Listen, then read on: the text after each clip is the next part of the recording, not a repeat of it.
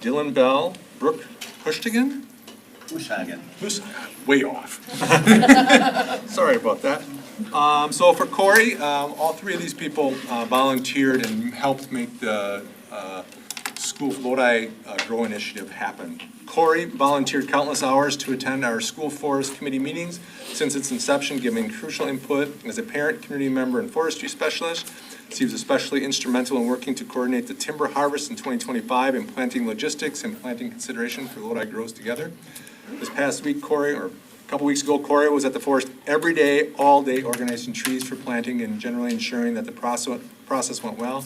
She and the rest of the DNR team made this entire event possible. So thank you, Corey.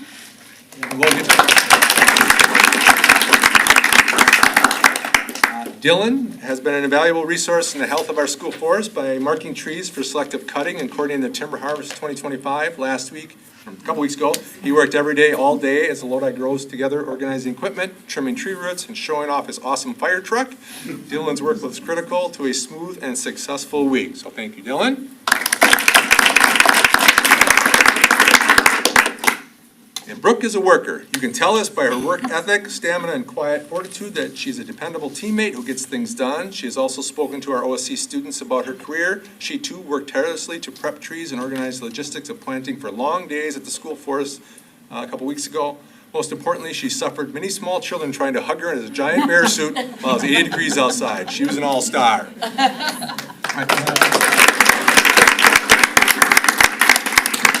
Three of you come forward. I feel we're going to get to meet Smokey that? Bear tonight. Not tonight.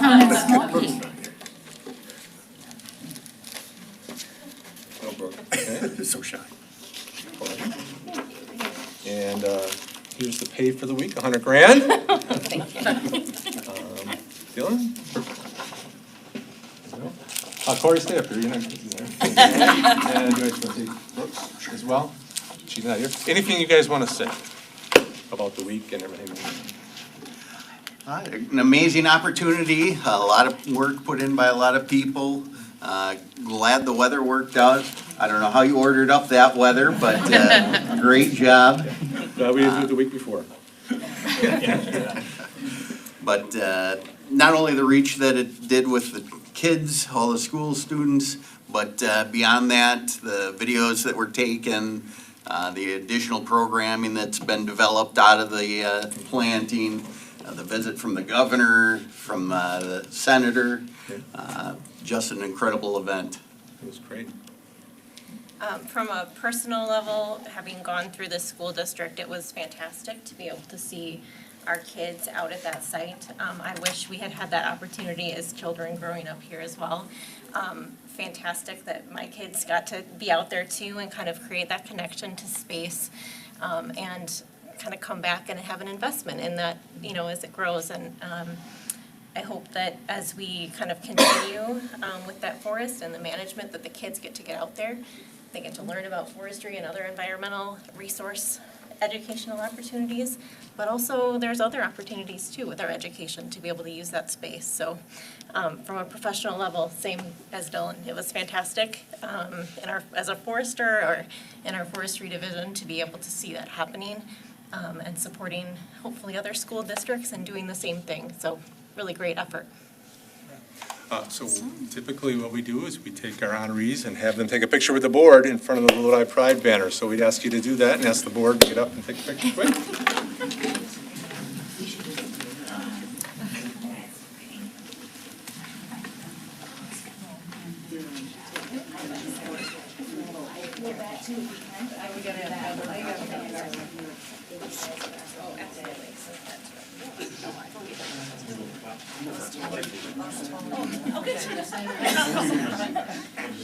No, you have to be in front. Up that way. Teresa, you gotta do Here you go, get in here. Actually, right there, perfect. That'll work. You see everybody? Go back a little bit. Ready? 1, 2, 3. Thank you guys so much. Thank you. Thank you.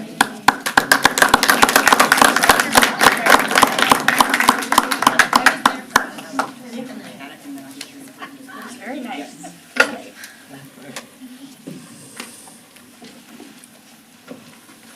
And then we have another Taking Positive Steps of Service Award. This goes out to the School Forest Committee members, so our internal team, Leo Olson, Connor Anderson, Paula Tan, Chris McNeil, Cody Endress, and Val Bilkey. The School District of Lodi administrative team wanted to recognize them. Out of our heartfelt gratitude for the exceptional work you demonstrated in bringing the Lodi Grows Together tree planting event to life at our school forest, we are presenting you with the Taking Positive Steps of Service Award on behalf of our district and community. Your vision, time, energy, and dedication were instrumental in making this event a tremendous success. Here are a few examples of your actions that we want to highlight and recognize. Logistics and communication, your attention to detail and clear communication ensured that every aspect ran smoothly. Setting up for success. In order to engage meaningfully in this experience, you created an environment where everyone understood what was expected, knew how they could contribute, and felt valued. You somehow even got the weather to cooperate. Community engagement and media relations. Your efforts helped amplify the impact of this event. It told our story and strengthened our school's connection to the broader community. And then a lasting legacy. Our students, staff, and community members will cherish this experience and their involvement for years to come. The trees planted and the memories made will serve as lasting testament to what we can accomplish when we work together. The positive impact on our school forest will be felt for generations. Thank you for being true guardians of Lodi Pride. It is with sincere appreciation that we present you with this award.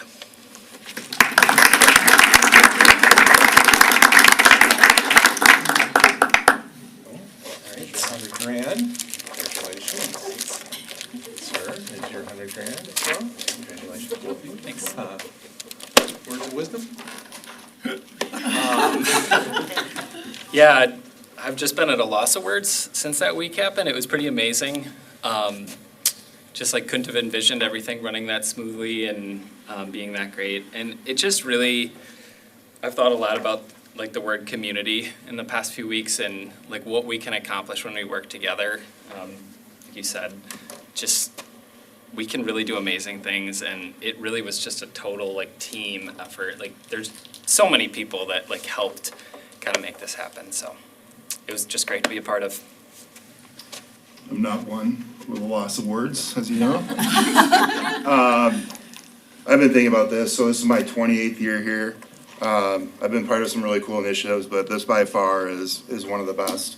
When you see everything come together, and like Leo and everybody said, it's the group, everybody just went 100% into it. Going out and seeing the kids and the families utilizing it now, talking about where their trees are and things like that, it's amazing, absolutely amazing. It was a team effort. However, if it wasn't for this guy right here, that really got the ball rolling to get that school forest back and open, like I cannot say enough about him.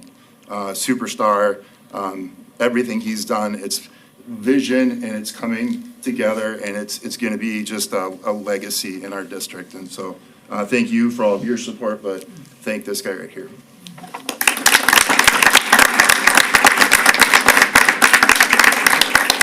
I stumbled into the right place at the right time. I just read your coattails. Time to stumble into a picture, Leo.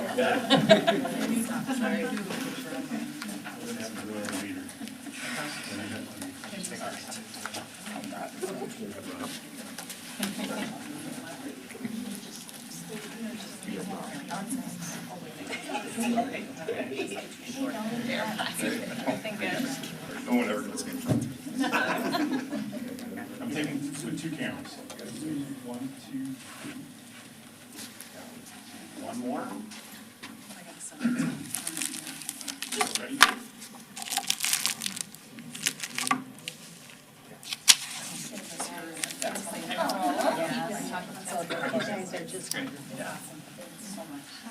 Thank you, everybody.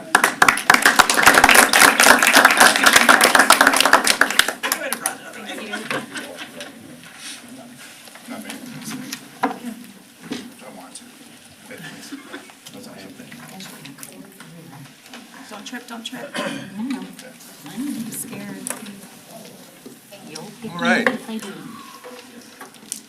So we have two presentations today. The first one is school perceptions. In June of 2026, the board approved the district working with school perceptions to develop a survey regarding potential referendum in November of '26. The survey took into account the operational needs of the district as well as the work that was done by the community viability team to look at facilities and green space in the district. The board reviewed the survey and approved it at their March meeting. The survey was mailed out to the community the week of April 6th and was open for 3 weeks. Their survey was also emailed out to staff and families in the district.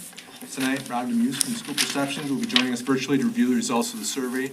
The board will then use these results to help drive their decision-making in the coming months when it comes to a potential referendum in the fall of '26. So I believe Rob is joining us right now. Hello, Rob, can you hear us? I can hear you. I can't see it, but I can hear you. I don't know if that's intentional or not. Also, Leo and I were in the Badger band together. I don't know if he's still in the room, but we marched together. Oh, he just walked out. Really? Cool, that's awesome. Very cool. All right. Anything else before I get going? No, I think that the floor is yours, Rob. All right. Just a favor, Vince, I think I'm getting a little bit of an echo. I can hear myself. So do you want to mute on your end unless you're until there's a question? Perfect. So let's get rolling here. Your report from May 11th. I'm going to introduce myself in just a second via my back and knees in the Badger band. We'll talk a little bit about who we are, the work we've done with Lodi before, but blue slides tonight really are going to be your least interesting, only because it's reproductions of your survey itself. So screenshots or reproductions, basically everything that was in there, we also wanted to put in your report so that this would be a one-stop shop for you. So if you mailed in your survey and it's long been gone and processed, at least you have this report to look at, to remind yourself exactly what was in your survey, how things were worded, etc. We'll talk about your demographics, who took your survey, where do they live, how old they were. The yellow slides, we'll open up to those in just a moment. We'll spend the most time tonight on green, that's your results and analysis, and then I'll certainly leave time along the way for wrap-up and questions. So just as a reminder of who we are, my name is Ron Dubis, I'm the Vice President of Research at School Perceptions. I guess this is our 25th year in business, 25th year. But in that time, regardless of the years, our mission has never once changed. We want to help you as educational leaders in Lodi do 3 things, which is gather, organize, and use data to make strategic decisions.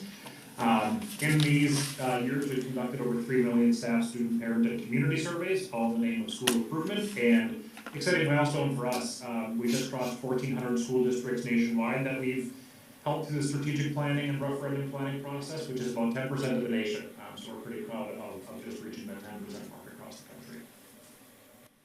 country. Specific for you, as Vince said, your survey closed up on April 22nd, and you outdid yourself relative to last time. So you had 973 responses when we worked with you in 2021, and you broke the 1,000 marker here. You are 1,029 respondents. For an above average response rate, you actually have more data than what you need, way beyond statistical significance. But typically we picture about, mid to upper teens for a survey response rate, in order to get you good, accurate, predictive data, and you get about a quarter of your community that took your survey. So more than last time and above average, which is great. And then your margin of error, which actually will come up later, you're at plus or minus 3%. It's an unfortunately named statistic because you really can't do anything about it. It's really just a function of how many people live in Lodi and how many people you have to survey. So we're working with a suburban Minneapolis district right now that has about 77,000-ish households, and their margin of error is under 1%. So nothing you can do about that other than change the population of where you live, which is largely outside of your control. We also want to look at your age breakdown here by group. And the good thing here is you kind of have what I would expect to see. 1 in 5 of your survey respondents are 65 plus, and when I look at the school district of Lodi's boundaries, not just Lodi itself, but taking into account all the municipalities that feed into the district, you're looking at about 23-ish% of the community that is 65 plus, so very close there in terms of what I would expect, which is great because 65 plus are the most likely to be on a fixed income and least likely to have kids in school or be employed by you, and it's pretty unlikely you have their email addresses at the ready. So you certainly got the data you needed to from your 65 plus, which is great because they will be there on election day. They will let you know what they think as a function of being on a fixed income, so that's great. And then you were a little overrepresented in 35 to 54. I'm not surprised by that because that's prime parenting and working age for your staff. We also asked, is your primary residence in the school district of Lodi? A little over 9 in 10 of you responded said yes, but just as a reminder, because it can be a very valid question if somebody said, well, why would you send a Lodi survey to people who don't live in or around Lodi? And the answer to that really comes with a couple of buckets. You obviously live in a very commutable area, so if I live in Wanakee but I work in Lodi, I'm still going to get the survey because I'm employed by you. So that's one group that might feed the know. If I open enroll into the district as a parent, by definition I don't live there, but we want to know what parents feel, so they get the address, or if I have a parcel of land or a PO box if I don't live in the school district, they still get this survey. But the reason we ask these questions is we have to weed all of those folks out from anything that tries to predict something that would happen on election day, simply because they can't vote there. We do want to inclusively hear from them, because you might have a staff member that's been employed by 35 years, is an alumni in Lodi, has half the community's year, but if they don't live there, we have to weed those folks out because they can't control an election within your district boundaries. We'll focus on the 92% that said yes. You do have representation from all of your municipalities here. I did double check this with Vince, and it sounds like this is kind of what you'd expect based on your population centers and who pays your taxes.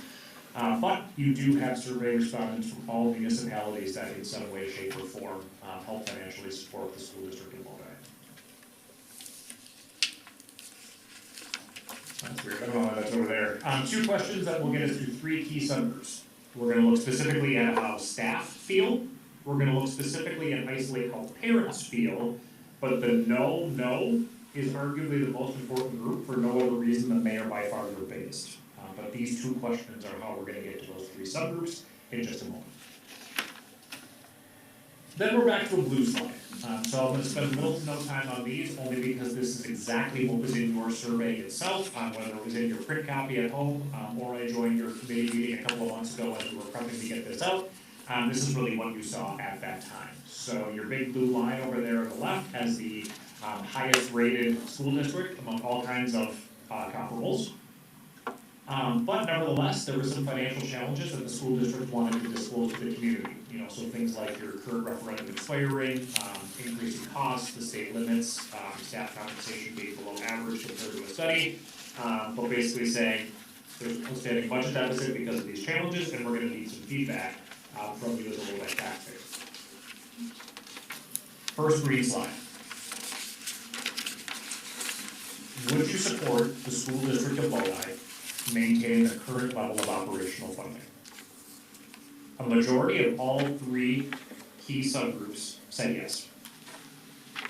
93% of your staff were supportive of maintaining the current level of operational funding, 4 or 5 parents, and 62% of your non-parents, non-staff were supportive. So majority support from all 3 of those key subgroups. But, and we'll do this a couple of times, not all of those groups are the same size.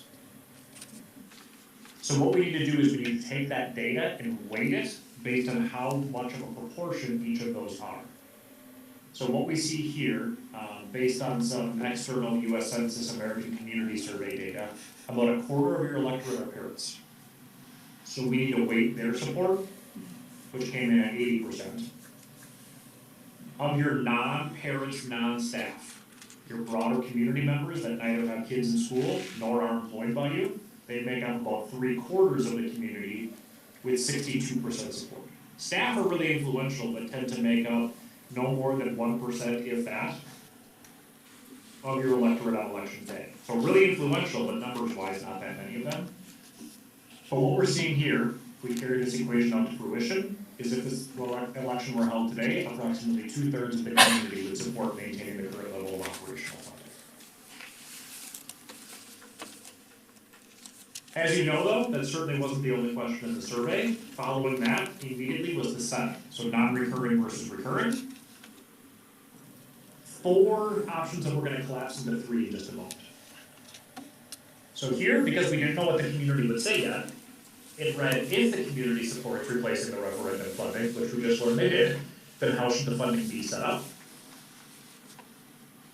What I want to do here is just set the either aside for just a moment. And I wanna focus only on the two main options here of non-recurring or recurring, because either we can take care of and reallocate in just a moment.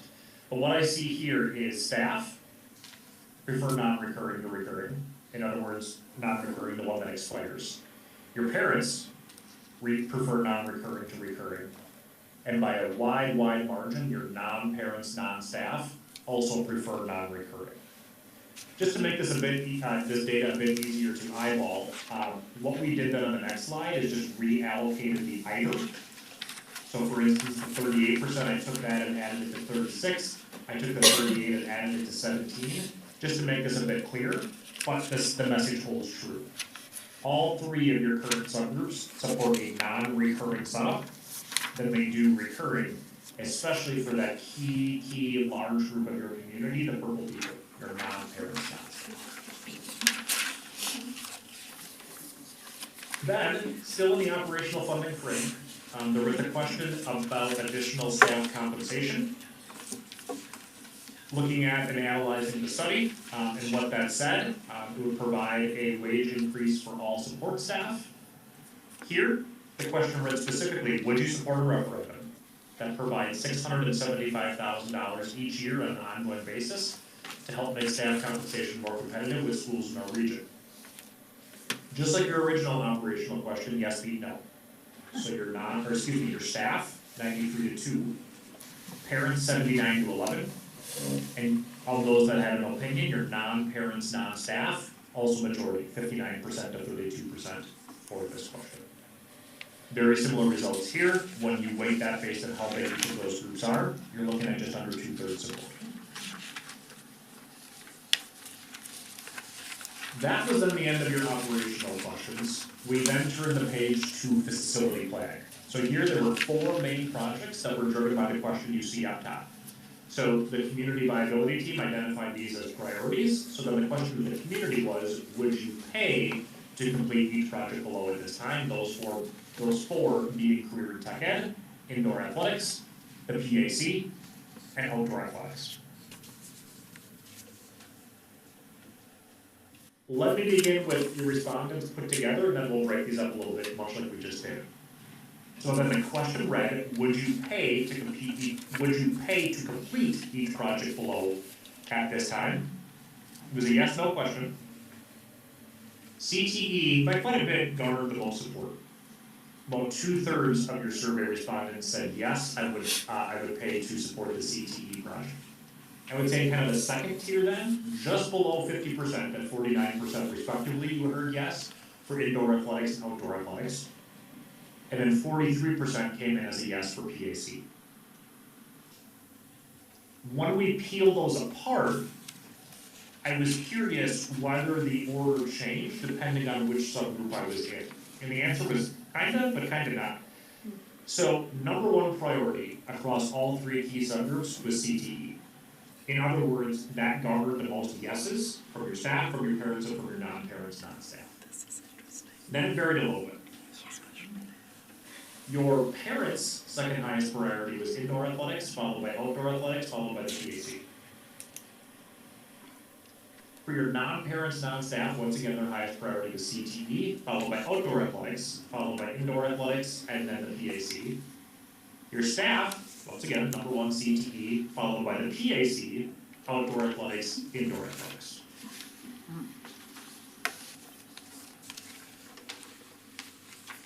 That's all well and good though, but then we have to figure out what the tax tolerance is for your residents and taxpayers. In other words, how much money are you willing to see leave your wallet in order to pay for the projects that you identified you would pay for on the previous page.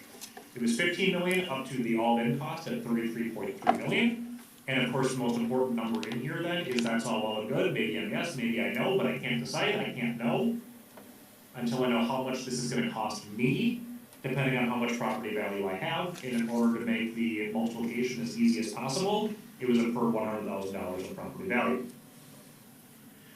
And this is what we learned.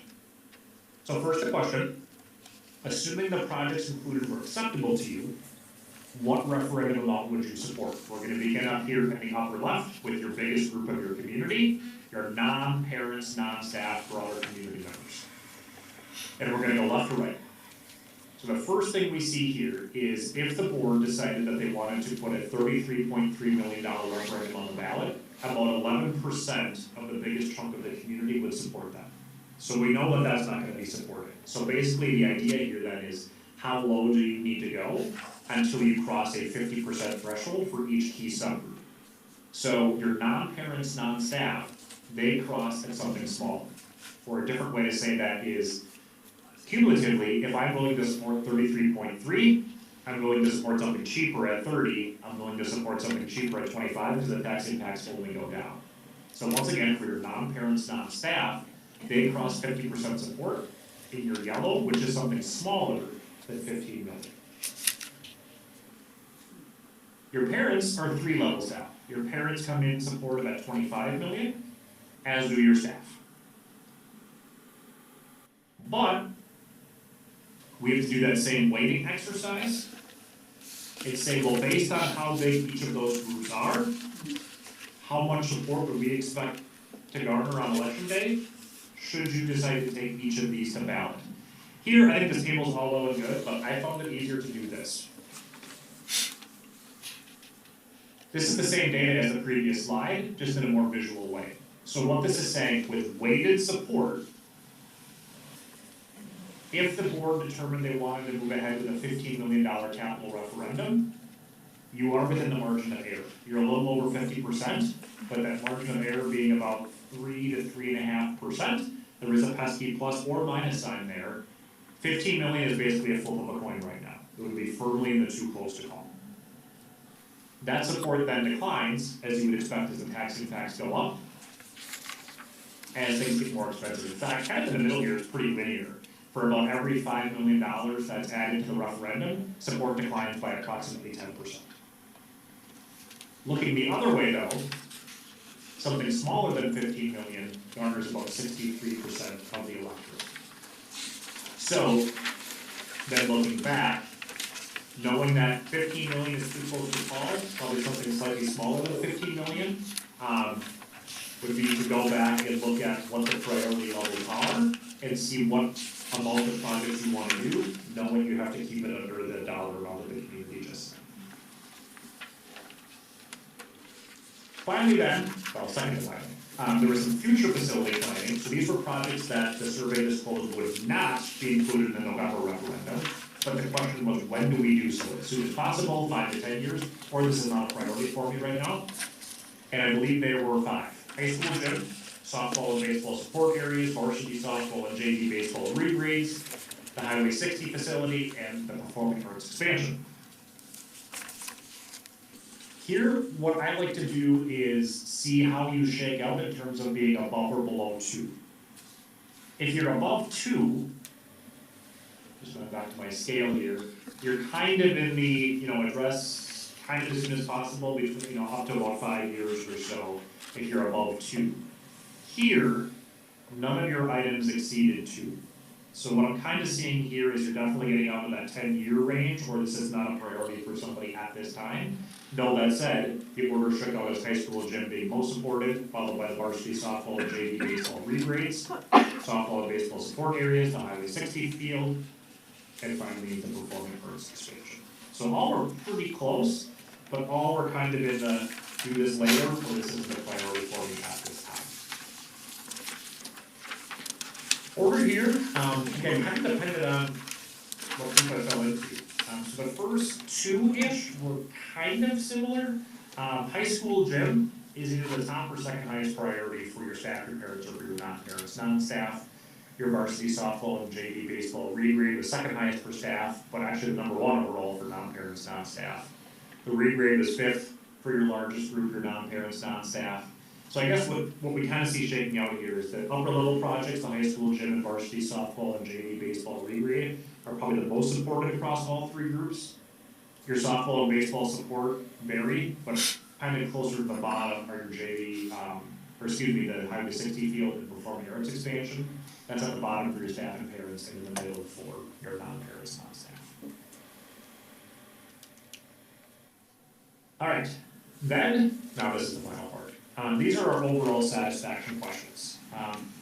These particular questions, I guess, are not why you're hired us, but this might be So I was a teacher before I was employed by School Perception. So this might be the most interesting and valuable to me as a former educator.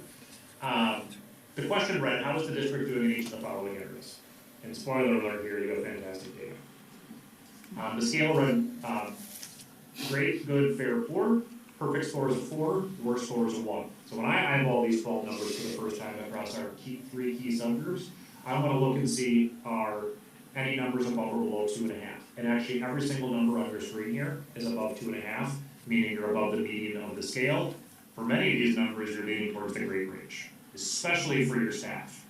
Your staff see themselves as delivering a high quality education, the district is keeping the public informed, the schools are a point of pride in the community. And something I'd like to nip in the bud right away is sometimes we do these presentations and somebody say, well, yeah, but staff, of course they're gonna say that. And the answer really is no. We've seen data that are just atrocious for staff. And that really worries me, because if staff aren't happy, it doesn't matter what your initiatives are, it doesn't matter what you're trying to do, it doesn't matter if it's a capital referendum, an operational referendum, strategic planning. If staff aren't happy, nobody is. Because they are your first line of ambassadors, especially in a smaller community like Lodi. And you have fantastic staff data. Your parents, about 2.5 across the board, as are your non-parents, non-staff.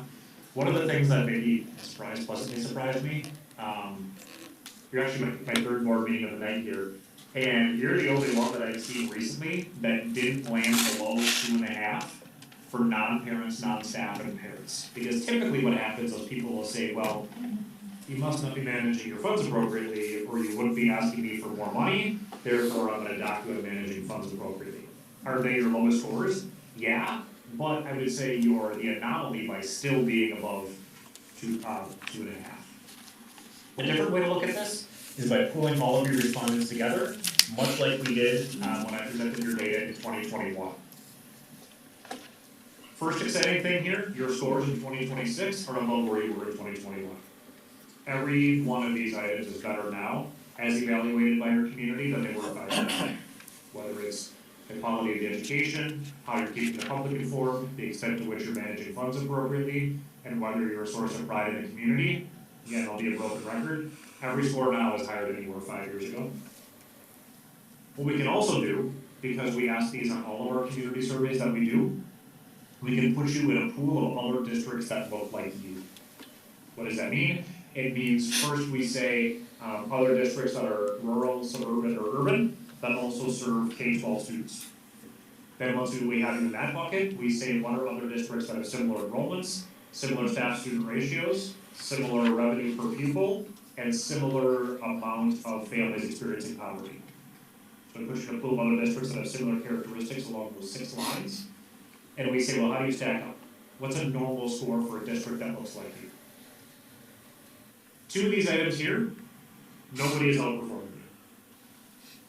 You're outperforming everybody else in your comparison pool on the extent to which you're delivering a high quality education and keeping the public informed. Set the curve. You're outperforming 61% of other school districts that look like you in terms of managing funds appropriately, and you're outperforming 95% of other districts that look like you in terms of you being a source of pride in the community. Finally then, the last question, on a scale of 0 to 10, how likely would you be to recommend a district to a friend or family member? Multiple ways to look at this as well. Right now, your score is above 8. I'll come back to that thought in just a moment, but that's a big threshold to cross. You're higher than you were last time around. Right now, you're at 8.04. When I showed you this in 2021, you were at 7.30. So you went up, and once again, you are above a normal score for a district that looks like you. Typically, a district with your characteristics has a score of 7.26, and you are outperforming 95% of other districts in your comparison group. The second way to look at this, I guess there's multiple ways.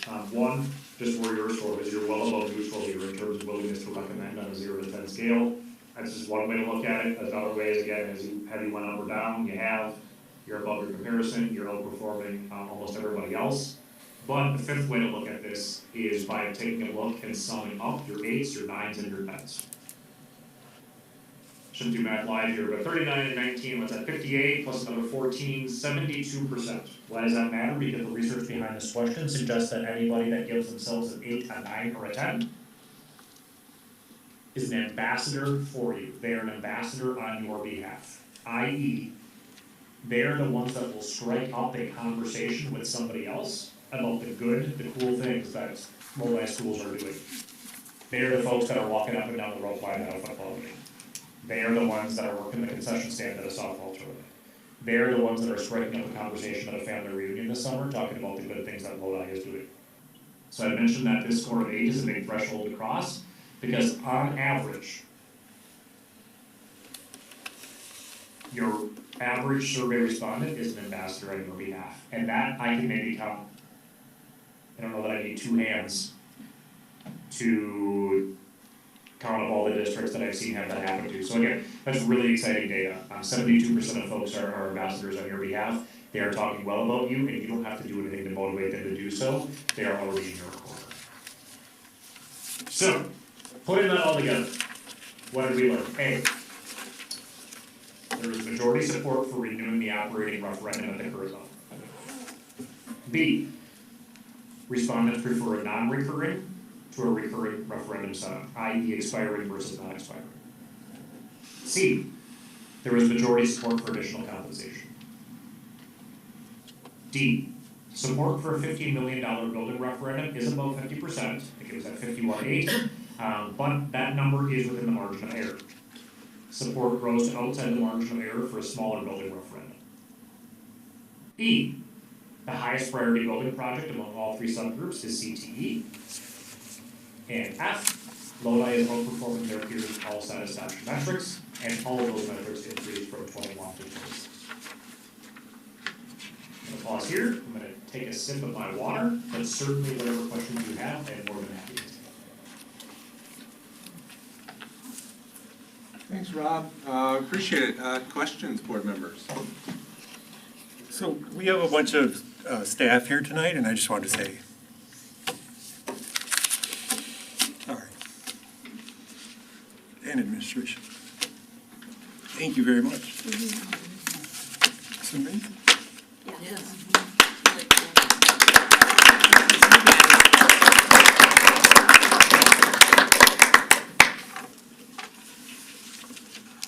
No, it definitely shows that for sure. I appreciate all this. It's great how it's set up, looking at it. We're gonna have a lot of conversations, aren't we? Well, this will make our conversations a lot easier, Yes. though, also. No, that's for sure. That's what I'm Yes. saying. We've So, got pointers for directions. yes. And it's lovely to see that people are so supportive of an operational referendum. Yeah. And Support tech. employee, Compensation. Compensation. No, it's set up great. Do you guys have any questions? I have a Scott's got a question. Okay. Spend time on it. The $675,000 each year, is that, the way that question was phrased, or the way that you're reporting these results, is that an amount in addition to the 5.98 million that we currently have? Or is that 675,000 a year part of the 5.98 that we currently have?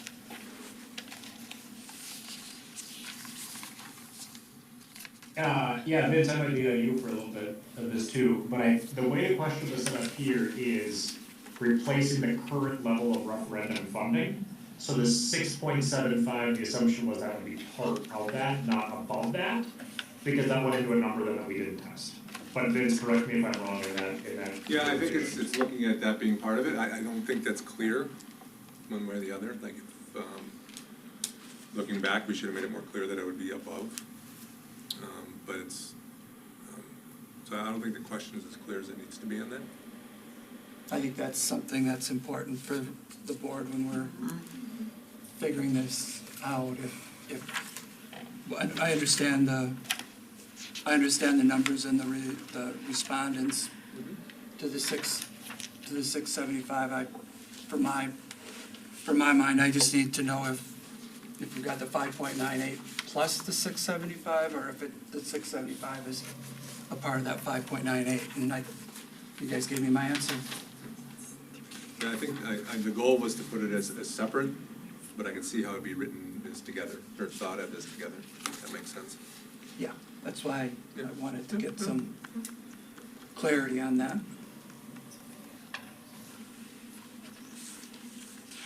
I think there's a lack of questions, Rob, because this is so well laid out and you've gone over every single point, and so you've Yeah. answered all the questions already. Appreciate it, appreciate it. Too bad the boss isn't here, can I get that right? Yeah. He's actually in Wanakee tonight, so Oh. have to be competitive, but I usually do the one spot. Don't mention one. Yeah, we don't wanna talk about Wanakee. Just No. kidding, just kidding. I won't say anything, I'll just put this up and we will do whatever we want. There you go, thank you. I was gonna say, I like that one the best. Right. Rob, we got another question. I was the board liaison, the board representative to the CVT team, and there were lots and lots of meetings and a lot of time spent on trying to narrow down the scope of projects and specifically narrow down the total cost of the referendum. But I think I'm just stating something more than asking a question. But as far as these building referendum support from the community, again, the way that it's been presented to us as far as recommendations from that team, it was a price tag of $33 million, and I don't see that there's any way, shape, or form that the community is gonna support that amount based on these survey results. In order for us to realistically expect the community to pass a building referendum, from what I'm seeing here, we need to have that number at 15 million or less, which is more than half. Yeah, so, 18 million less than what it was presented to us as. so as the CVT also did, as you know, Scott, they went through and prioritized each of those areas as well. Like in each of those areas, there was like a bucket. Here's a bucket of, CT was a bucket all by itself. Like, there really wasn't any changes of that. But indoor athletics, there were buckets. This was the highest priority bucket, this was the next, this was that, so there was pool, locker rooms, wrestling, fitness. PAC, there was some sub-priorities put there. Outdoor athletics, I don't know if we did as good a job of prioritizing those, but there was priority. So that's the discussion the board is gonna have to have is, do we wanna look at that priority list and just go from the top to the bottom, or we wanna pick something out of each one? And that's the discussion we'll have as a board, knowing what this number is. We'll be busy.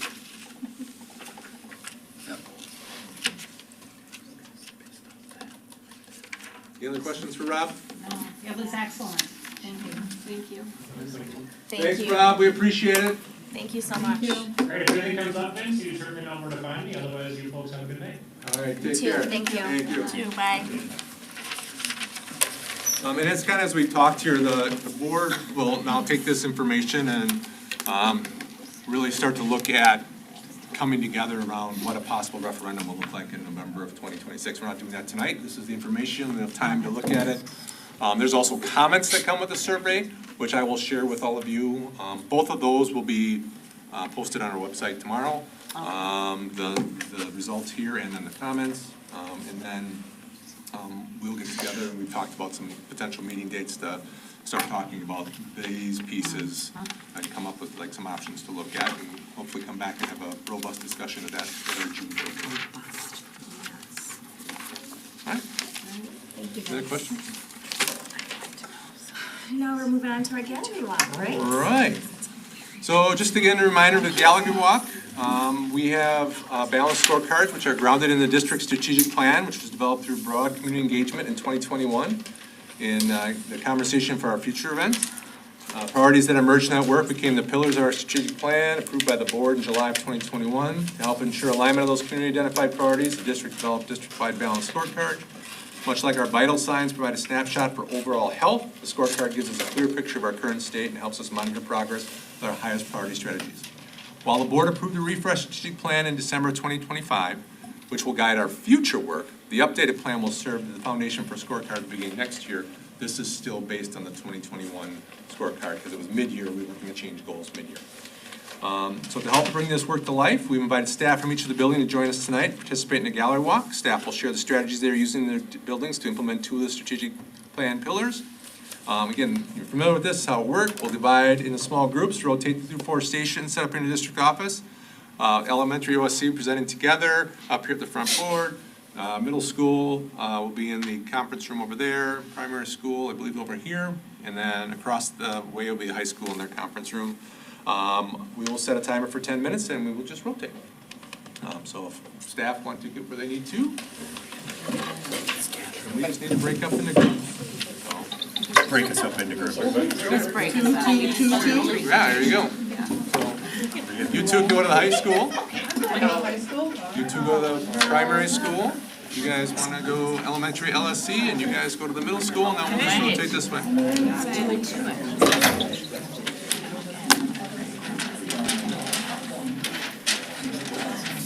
Feel like something.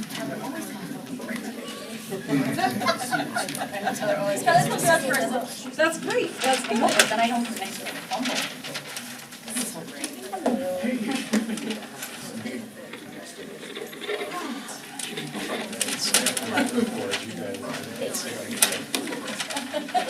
Well, welcome, everyone. Hey, so, you didn't know, my name is Eric Schumann, I'm principal at LES and OSC. Christopher McNeil, teacher. Let's first introduce ourselves. And so we picked really 2 areas, but 3 pillars to cover. One of those is attendance, which obviously all the things we have planned to do in our building don't matter if kids don't show up. And so we've done some work around attendance that we want to share with you. And then we also thought about our community values, so our pride values and how we promote those within our So 2 goals that we building. just want to highlight, the first one is that we've been working on Share this developing out, and then we're gonna have evidence-based strategies to Carrie and support Kathy are gonna students start that this are work. not yet at the So- 25th percentile. So So we have a little bit of information about through Q5, effort to our improve intervention that we use for student first grade and attendance. second We've grade, put systems in kindergarten place intervention to review supports, attendance and and then support literacy 6. So students we still have to and families when attending. Different. So, our attendance is pretty good at 96%, but we recommend a lot of that just impact student attendance that we can't control. There's student or family mental health issues, illnesses, appointments, and then family emergency. So, we have a group that And work then in hard to kindergarten, help we, students know they're important. for our students that They are on an important member of our and they also community, participate in and we that. want them to help, And then want to for help the them feel next tier of safe kids, we are doing something a little bit different. We're working on alphabet fluency. Kathy, So you're they gonna try to meet write the alphabet in lowercase letters as fast as weekly. they can. And then we're doing some decoding. where they get a Every word. once a week on Typically Tuesdays, words. I go This week through we're and look at the focusing last on week of reviewing next short half and and see short what I. students are. So I give them a word Where and the then they students are expound at, on their their own. attendance, And target, then everything we, like that. Carrie each and I have a class spreadsheet that we put has it all in, so we're able to see calendar the with links to a And we send story. out a And the letter stories the are first all half of the things year. we're I think it's studying like 5 or days is when working they get on their first activities. letter. For example, last week they were all 8 days from January to March, and then 10 days from March to the end of the year. is when Today they we've get been their first really, letter. this week, we're really Once that talking to 10 kids days, about they do the importance of with making Eric, or we mistakes try to and do trying with your best Eric. and carrying through. So today we read. This year, a story, we've been able to compare some kids from last year. Last year, kids who were targeting And a so then the lot kids, or late after or they absent a do lot. this work, This year, we were very proud of them for they listen to the story being and then I here. give So them the it's been nice to dictated see the answer. data for the last 2 years too. It is okay to make Some of the mistakes things that and have they kind of helped then with that is recall we've a also time that they done a had to better work job on something communicating more with than classroom once teachers, to figure out how where to students do are it. at with their attendance. So one student talked what about how we're she doing had to to reach out learn to how to them, write what we're and learning. to We use the also scissors the right way incorporate our and check use and a check marker. out systems And then for another students. student wrote about And then how this is an he had example of our to attendance learn improvement how to plan. ride his This bike is just and the he couldn't do beginning it pages at of first. it, but first just for meeting time. with family to And see so what those he barriers talked a are, lot about how he see fell what and the skinned his knee, reasons but he kids do still come got to back up. So school, we talked a lot about what do they get perseverance. excited And so about, we just what are talked the about other challenges different so that we life can, and even at skills home, throughout that. so we can brainstorm together, so And they see then it the as more letter of a tracing partnership versus our like a gotcha kindergarten moment. kiddos take And part then in we letter have tracing, a which lot of we showed adults are willing to do some extra And now things our to 4K connect with students and kiddos, help them, whether it's a are previous doing it in the teacher, second semester, whether and it's so we just people have in the educational community, or whether assistants it's support like Bar, that or so one of that us, kids are more and then also fluent with referrals their to learning PICA, which is the psychotherapy So all center of of these are Montefiore. happening during our week. Sometimes, you know, Oh, sorry, it's more of a constant ball mental health constant. issue, and so being able to recognize that and be able to get them to the people who can help them These the are all most. the things we're Is doing it to a help small support our most striving students and help them. Students that are missing lots of days, or Yeah. is it lots of students missing? One of the things we're working on, another goal is 90% Well, I of our think like in students general, are you have a proficient mixture, advanced in the general, high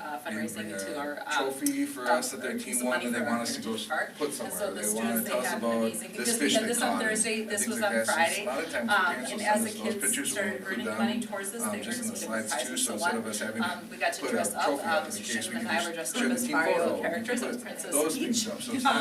Kids got bubbles in the morning before school. And then one of their favorite things is actually fancy lunch. We had some individuals come and actually help decorate their tables, clear their trays and all that, and so kids been talking And then we are about adding a those things. TV like. Yeah, exactly. And then last thing I wanted to just highlight was pillar 3. Mr. Schuneman and I, once a semester, are mailing newsletters to families that have wanted to sign up for census information, just to be able to share and highlight it. And I just wanted to highlight that we already have 106 people that have looked at this. It's just These are something you can see, individuals it's that are not part of our school system, so they're connected with the community, and just getting information. And so in this, it introduces our schools. Dr. Reining has an article in this. We have pictures of just different events that we highlight throughout the year. We share and highlight the 4K roundup, so they can find out if they want to do that or for registration. Just again, information to get part of the district. So just another way to encourage that communication.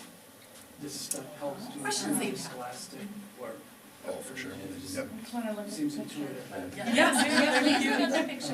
It was really fun. Yeah, because with the pride, you don't know, like, okay, today is, encouraging others, or this month, and then you let it go, you're constantly talking about it.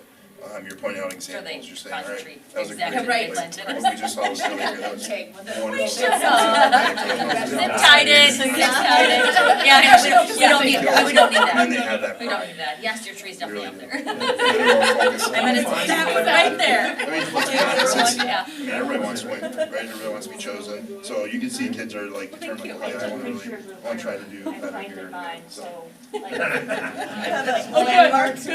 So I can go back and. Well, thank you. What am I saying? Thank you. Send you that way? They thought that it was.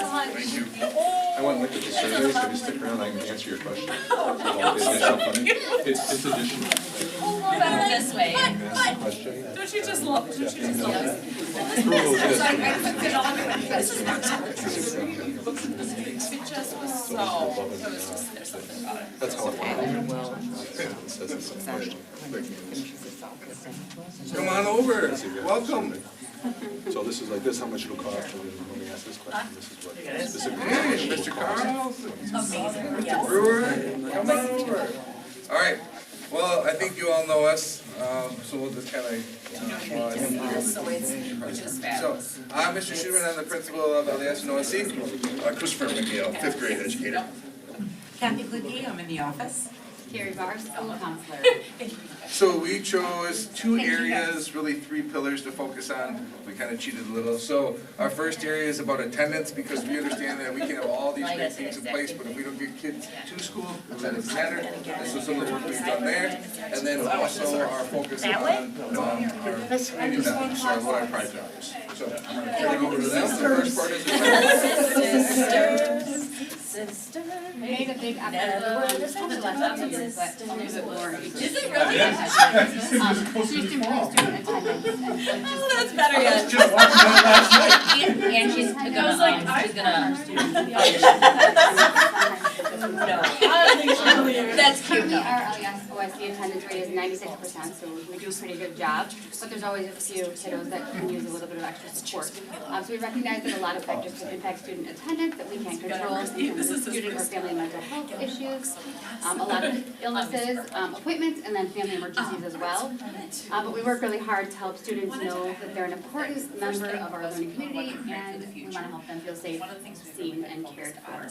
So I'm going to let Kathy take over a little bit about our attendance meetings and how we kind of week to week monitor attendance with the kiddos. Once a week, we go through and I take the data and we put it from NextPath into a spreadsheet. So this is our second year using doing a spreadsheet system, and we're able to track the kids' attendance. We send letters out the first part of the year, once they believe they have 5 days from the start of the year to December. We give them a little reminder letter, and then it's 8 days from January to March, and then it's 10 days after that. And then they get a reminder letter from us. At 10 days, then they do get an email from Eric or Carrie for trying to get an attendance meeting and seeing what's going on with the kiddo. And then and we do keep track of it through help the kids out with one of these as well.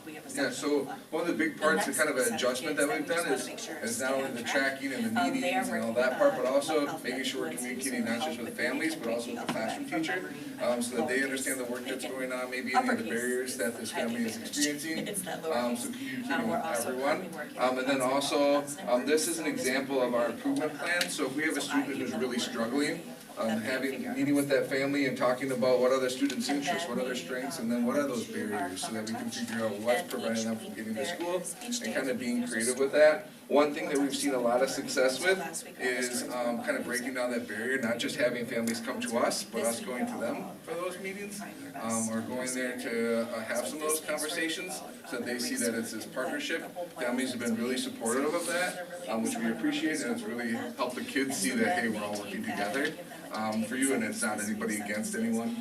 The other thing, Carrie has really good hints she gives families of like, hey, if in the morning's difficult, give that part off. So let's shower the night before, get dressed the night before, go to sleep in your clothes for the next morning, and that's been something that's super helpful. But another big part is just that connection with adults. So whether it's, this year we've added our Lunch Buddies program. We also have adults who are willing to connect with kids, whether it's their former teachers. And then also, when it is a mental health situation, we've been able to refer people to TCOW, our psychotherapy center of Wanakee, which has been super helpful.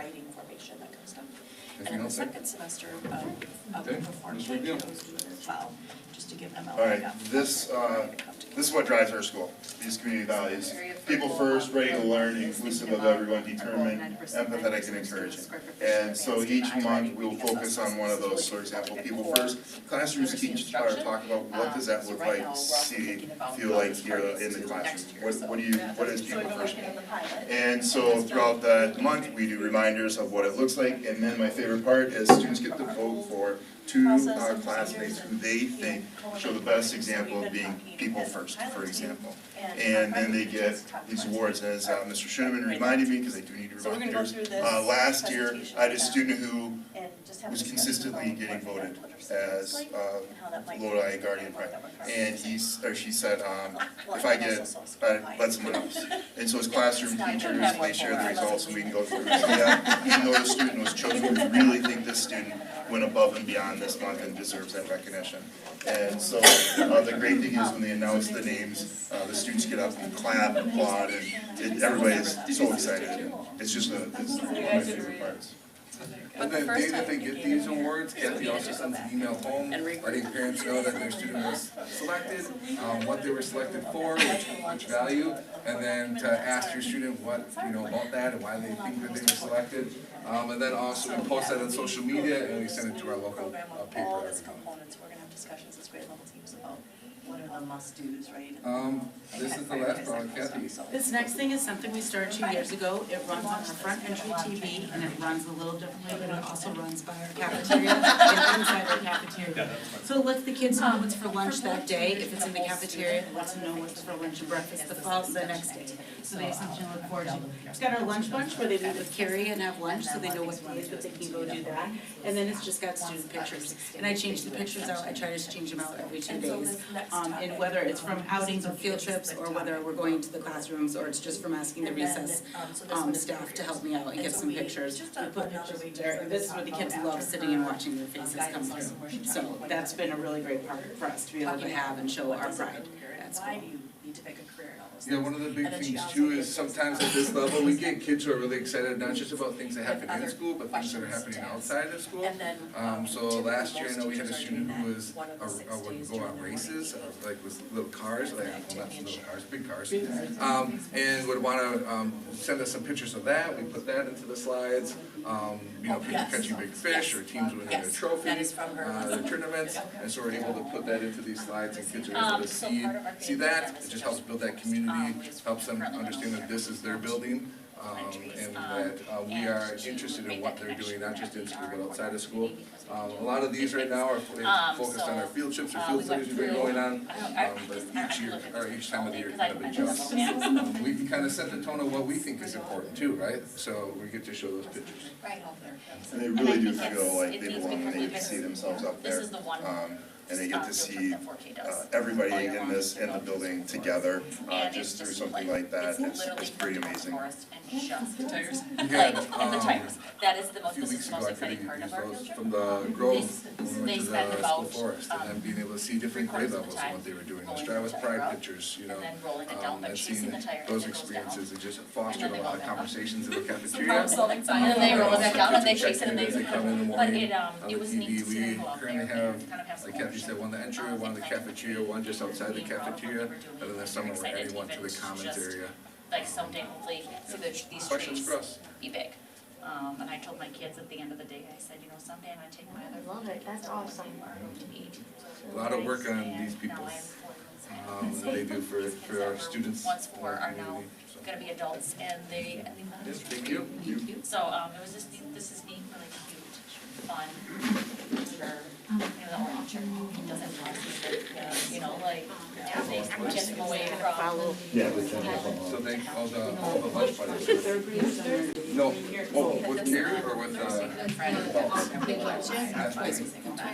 our other parent group, and so the students, as they earned, yeah. money towards it, we had a dress up day, I had to be Princess Peach. And Mr. Shannon was Mario, so that was fun, the kids got bubbles beforehand, and then they had this fancy lunch. Yes, so we had Peaches come in, was it? Dressed this week had wine, I know, but I was saying it's not like they're it was, I mean, honestly, it was such a cute free, like just incentive for the kids to do. But it was, I mean, it was 2 days of these activities and everything else, so.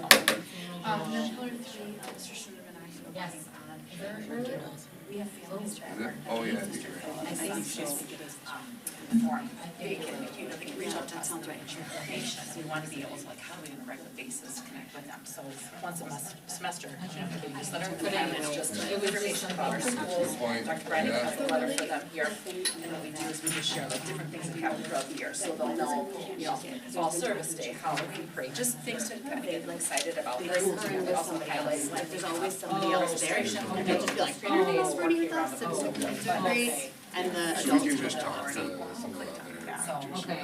Yeah, I don't want her to even like No, she should worry about it. So, Hopefully it doesn't even come on her radar, but if it does. And It's been really great because there's been times where it's happened before, and then I would like go down there and be like, should, or I think we've talked about, Yeah. should one of us leave them, and then we get down Okay, there, yeah, and they're yeah. sitting with somebody else, and it's Yeah. just like they absorb them right in, it's been great. But if we should. 5 years. Because sometimes they do craft or something and then they have enough stuff.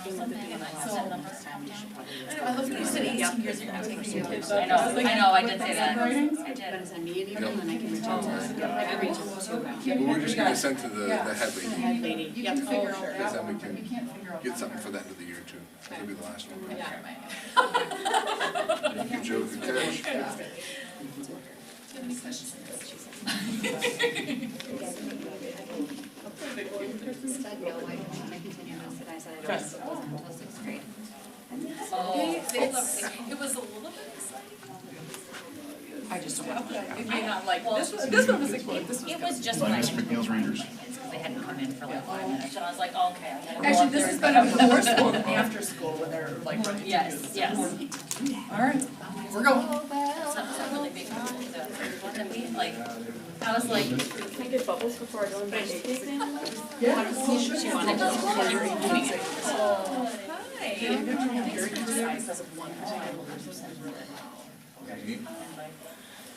What?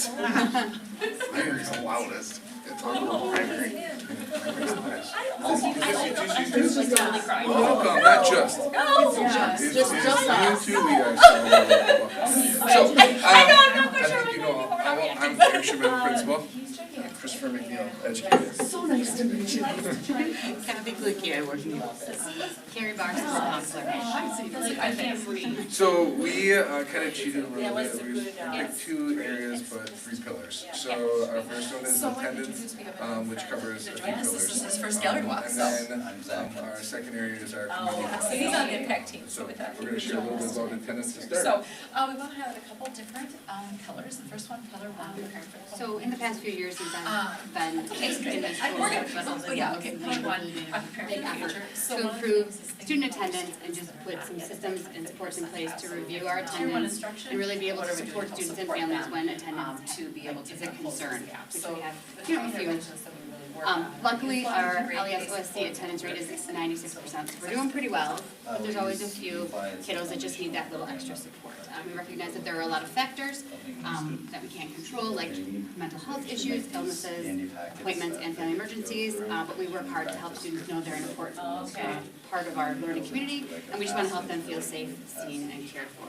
So Kathy and Eric and I meet once a week just to review attendance, and then I'm going to let Kathy talk a little bit about how we do that. Yep, we meet and I look and track the attendance, we've made it a spreadsheet, and so we've been able to look at kids' attendance now for 2 years on these 2 spreadsheets. Yeah, so second grade, first grade, and then actually second.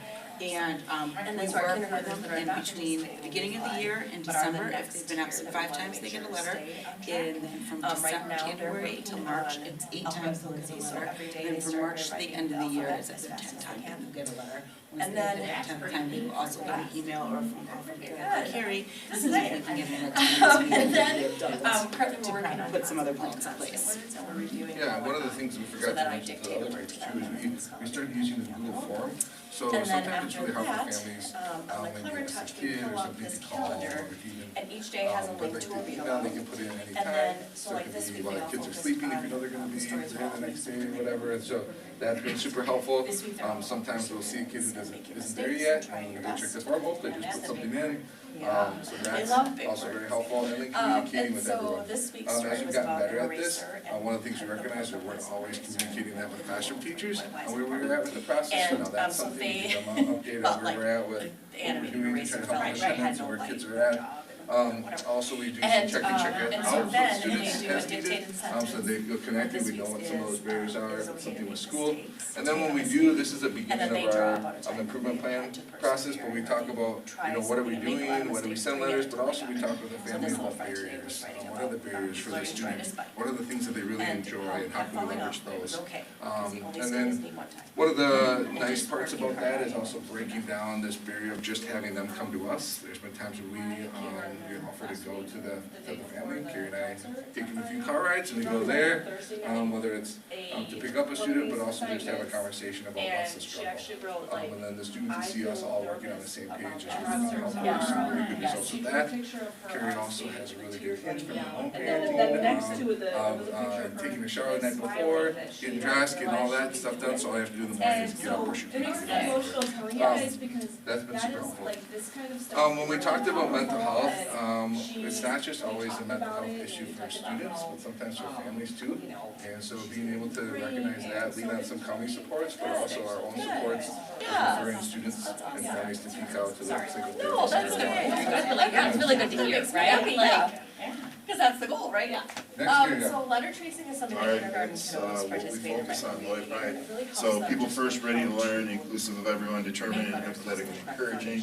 So as cluster teachers, as all staff in the building, we pick one of And these then in the as second that semester, month, and we our focus on that, so we talk about what's it mean to be ready to learn. Well, And then throughout that month, we keep doing reminders, keep teaching what that looks like, and then favorite activity at the end of the month, students choose 2 classmates who they think show the best guardians of Lori Pride for that And area. so right now we're really And thinking about. then they're recognized, and as we've mentioned in previous sessions here, last year I had a student who was always getting selected by.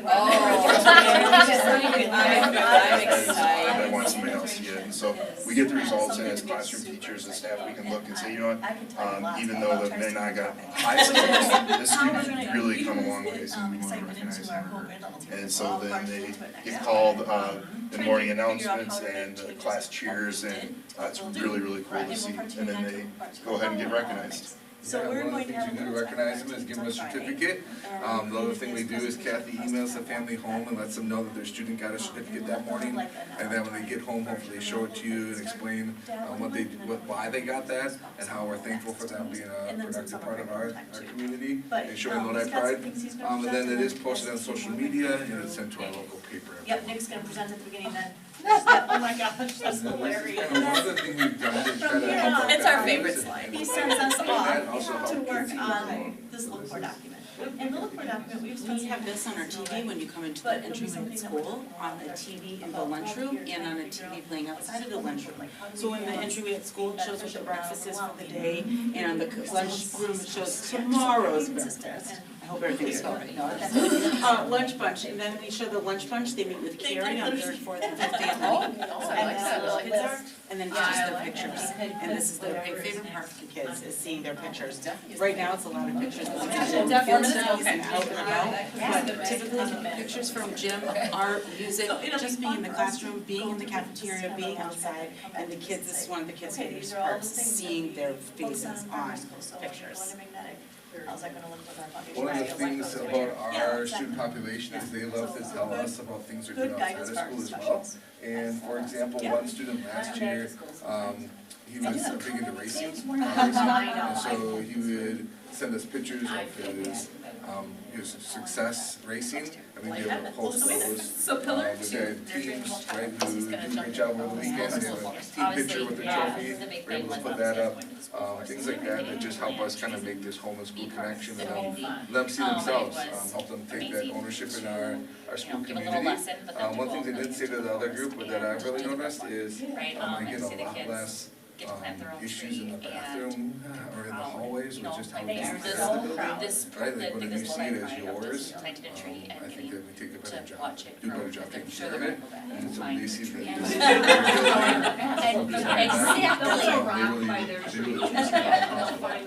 is Trees and I went out on the weekend and I had the people do pictures of just like where you can figure out where a tree is.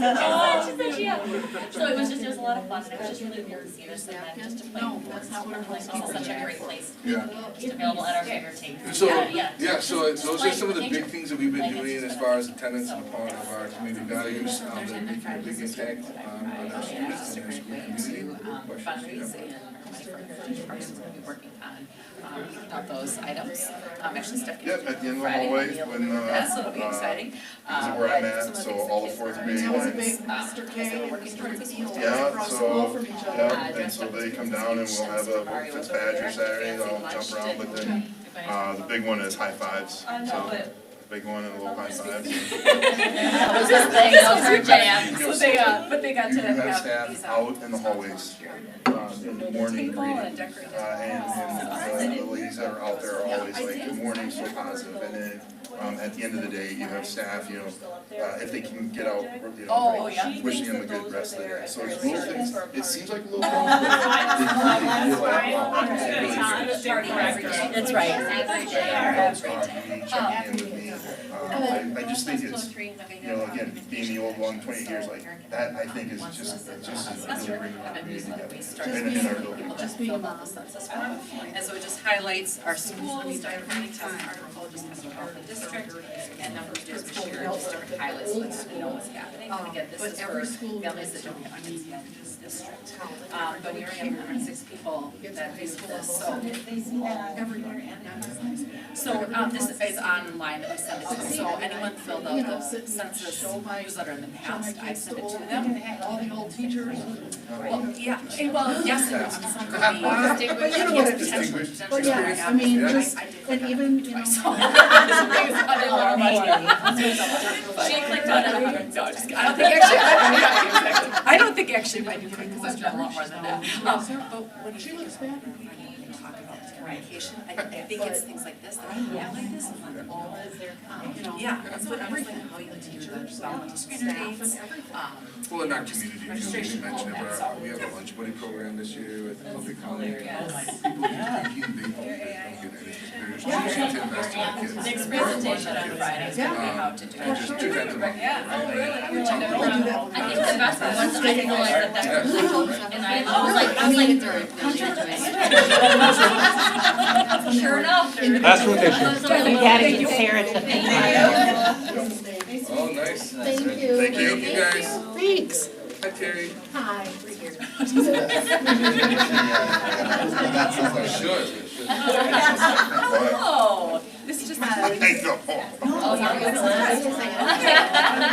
There's one in every crowd. So we'll introduce again, because we do have a brand new person in here.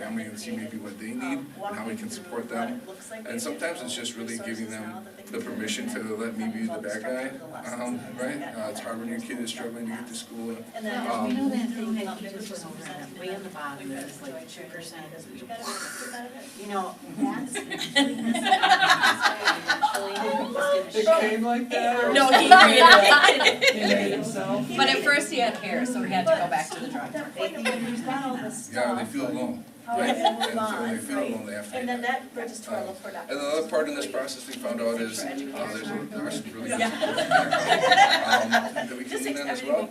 And then also we have supports from people, from adults. We have a lunch buddy program. Yeah, is that working out good? Yep, that is awesome. They come twice a month. We also are able to, if it is a mental health issue, to refer to PCOG, the Psychotherapy Center of Wanakee. And then we're able to also lean on some adults that they maybe have relationships with even within the building. So whether it's a former teacher or a subject matter that they really enjoy, and connect with them with those as well. So So our obviously, check-in this and was check-outs. just a few weeks ago, and it was a huge part of our community building. Great, Mr. McNeil. All right, community values. So we have our areas of people first, ready to learn, inclusive of everyone, determined, empathetic, and encouraging. And so we talk to our students and teach them, what does this look like, what does it see like, what does it feel like, what is this, what do you hear? Yeah, yep, just like drives. And then throughout the month, so let's say this month it's ready to learn, and so in the classroom we talk about what's that mean, what does that look like. And at the end of the month, one of my favorite things is they get to vote for 2 classmates who they think have shown that Lodi Guardian Pride for that community value. And then you start to see little things, like one time a student was always getting selected, she was just always getting voted, she said, you know what, I would like someone else to take it. And so we get the results, and as teachers, we can kind of say, staff, we can say, all right, maybe not the top vote there, it's like really Right,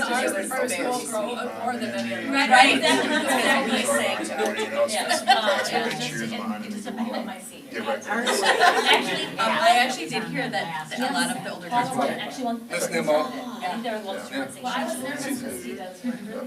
Yeah, and I think that when we think about these guardian values, you know, some of the things that we do when we recognize. I think a lot of them are like, our kids are like, I know exactly like. So she makes these certificates. Yeah, like, whatever one you want. But it's just families, because letting them our know kids that your student got recognized this morning, check in with them when they get home. Hopefully they show that certificate to you. And I think too, when kids know that they're getting recognized for the good choices they're making, they don't make the choices like that student made last year, if they don't feel already recognized, right? You know, They feel supported, they feel like that. I told pass it on to other people. We also post it on social media every month and we send it to them. So I did tell them that, I said, you know, someday I'm gonna take. One of the other things we do, When they were which kind of it helps with our attendance and with Lodi Pride values, is Kathy's been doing these videos. For the last 2 years, on the front of your TV, the TV in the cafeteria and the TV outside of the cafeteria. You know, like, so I think they just. One TV says, And it's today's more fun. breakfast. It's not, no, it's not, sadly, it's not. Yeah. So it was We have lunch lunch bunch, and that's I the days just they think get to go really and eat cool lunch because with, and and they get to see it's who's up that week. Really, and they who's love still it. on their day. And then the biggest part is So the we had kids' this on pictures. Thursday and then So we get to put the kids' pictures up for them to see. I try to pull them and change them about every 2 days. It's a great opportunity for. And then we pull them from everywhere, from field studies, from field trips. We pull them from within the school, being out on recess, anywhere I can get pictures from, and the kids sit and they love to see their faces. And, Yeah, so one of the things that we really recognize is our age group loves not just telling about their work within the school, but also outside of the school, right? And so we had a student last year who was big into racing, and instead of him bringing in his humongous trophy, he's able to send us pictures. Or we have a team who wins something over the weekend and they get to, instead of bringing in the trophy, they send us a team photo. We're able to put that in. So those things really do matter to kids, and they're able to see what's going on. When we thought about a few weeks back, if I would have shown you their video, this usually the past, like, they would send us an email, I send them an email back. it would have been of, you know, the school forest, and they got to see what the different grade levels did, and how much trees were planted from when the fifth graders went to versus when the last group went. You know, I see much, and so, there's just a lot of conversations that come from this. And then just highlights so they can kind of see our fall Kids get to service see day, that, how and get to have like this community our feeling of concerts, what's our happening school in each families, and other's just some pictures to get them enticed by what's going on in the schools. We talked about Questions? the registration, so they could find out where they could register to come to our school. I love I was thinking, Some special needs. regarding the Working around attendance how to get thing, involved with I that. love the So, way you guys are so approaching talking this about because the actually, like, my oldest was, And so again, as I think about the referendum and the communication, opening it up, it's just another avenue to kind of keep things. mid kindergarten, So this is all online. and there was a different this primary is, school so principal. it is on the website, but anyone fills out the census gets this. And I was having trouble getting, just the way that my husband and our work schedule is, he's up really late, like sometimes 3 to 4 in the morning working, and I was always the one that was like doing a drop off, and I had a kindergartner, and I had a baby that I was nursing. Bigger sign. Yeah, so baby is like, okay, I'm not gonna be plus. Yeah. Do not write. I need to talk. We're not better yet. No, this was before you got in the car, still in the car, and she leaned in my car and said, Your son is never gonna get a job or go to college or have a future if you cannot get him here on time. And I was like, I mean, I actually still get like upset thinking about it. That's what school does, is it really embarrassed. Yeah. My son was upset, and he was like 5, and still knew that she was saying something really nice about it because I was upset. And so, this was years ago, like, but I really, like, I know, right? I should have been more transparent about. I like the hard side. Yeah, I know. She's shitting me and so. I imagine that'd be pretty. It makes it. No, is that right? No, we play.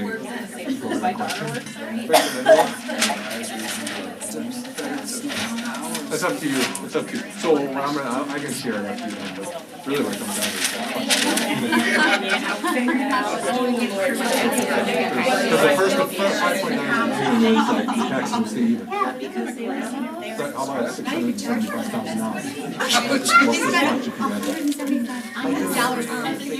Oh, you can see down now, I just want to make sure you do that. I just want to make sure you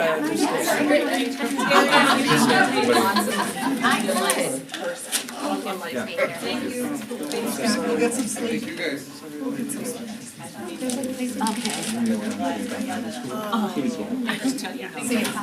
French camp. No, it's in home. Yeah, there were 300. I always wanted to do those, one of those camps up there.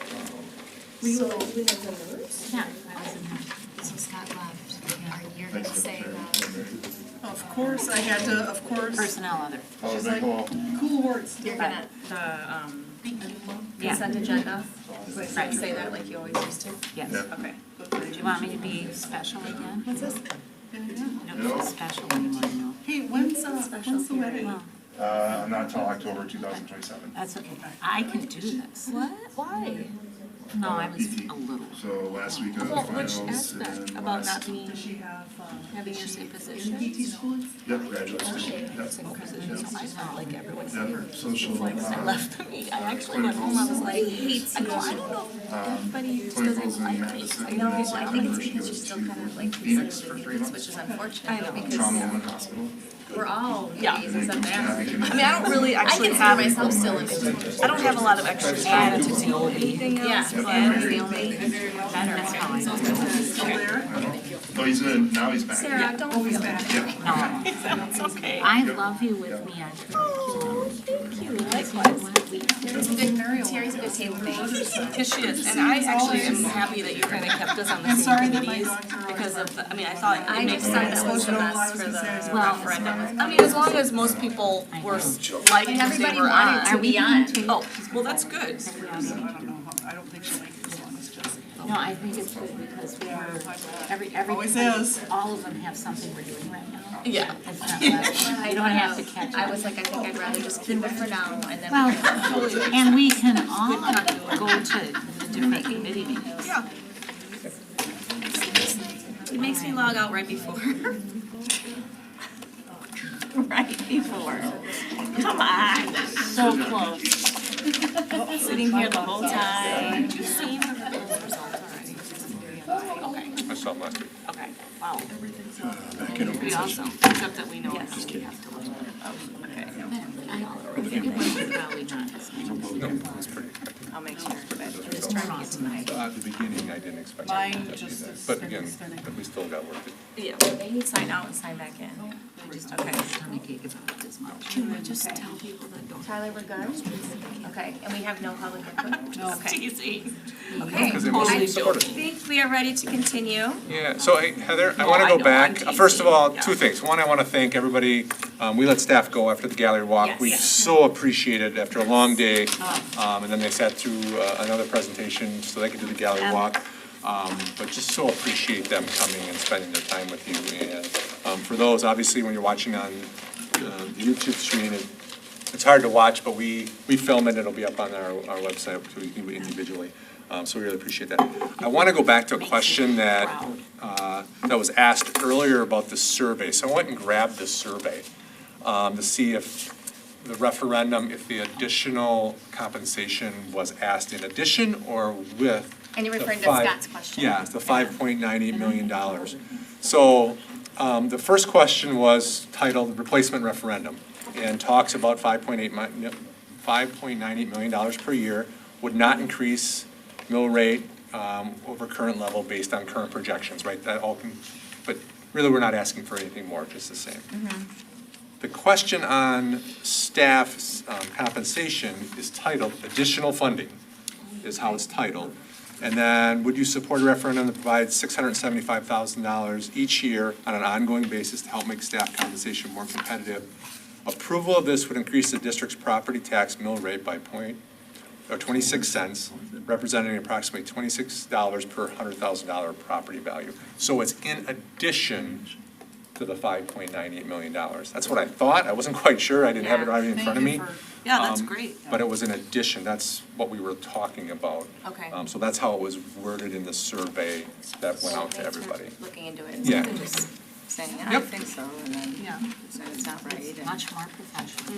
Well, thank you very much, and sorry I was late tonight, and then thank you to Scott for covering for a little bit, and we are going to do our consent agenda. So we have our approval of minutes, and we have our vouchers, and we have a fundraiser request for the soccer team, and then we do not have any fundraiser reports. We have a field trip request for the baseball team. We have some committee recommendations for approval, for city and finance committee recommendations for property liability, workers' comp insurance proposals, and athletic pass increase. Under other, we have athletic equipment use for summer program request. Resignations, we do not have any, retirements, we do not have any resignations. 18 to 21-year-old transition coordinator, high school physical education teacher, K through 12 PE department chair, senior class advisor, 4K early childhood teacher, 7th grade language arts, math, and resource teacher, high school counselor, volunteer boys soccer coach, cheerleading volunteer advisor, primary school educational assistant, and middle school administrative assistant. Under co-curricular, we do not have anything. Under our community program for crew, we have 2 lifeguard early AM and a crew instructor and a crew track volunteer.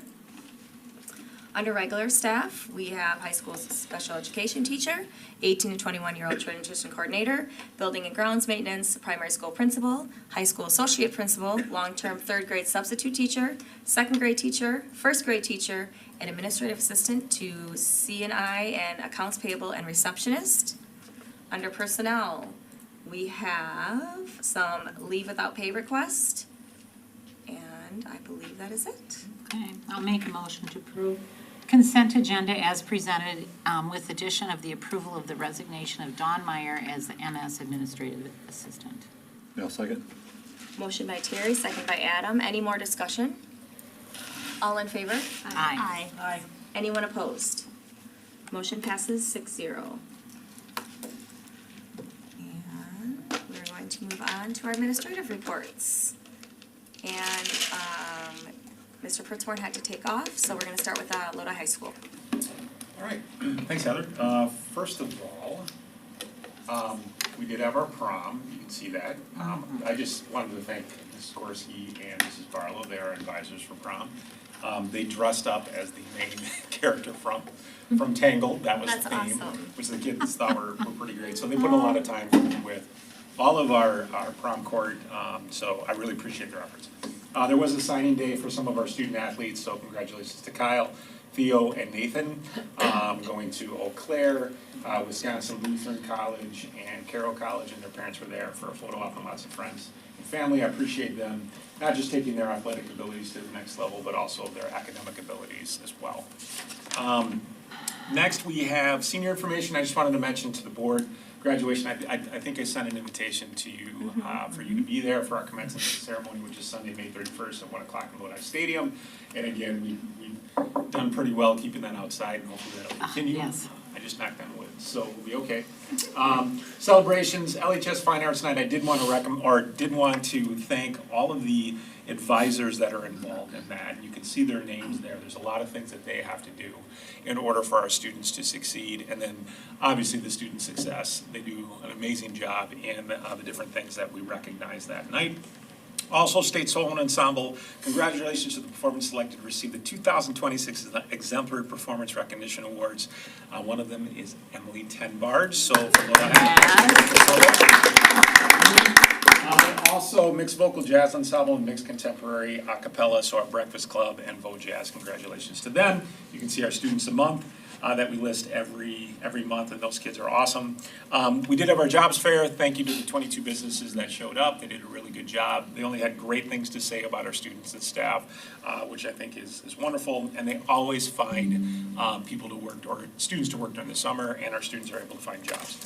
Moving on, in the classroom, you can see three classes that I featured this month. I'm not gonna go over those things, but make sure you take a look at them. Lots of great things that are happening in different areas of the building. I did wanna mention financial literacy and the Jumpstart Teen Teach, which I wanna thank Ms. Fassbender for allowing them to come over and work with your students.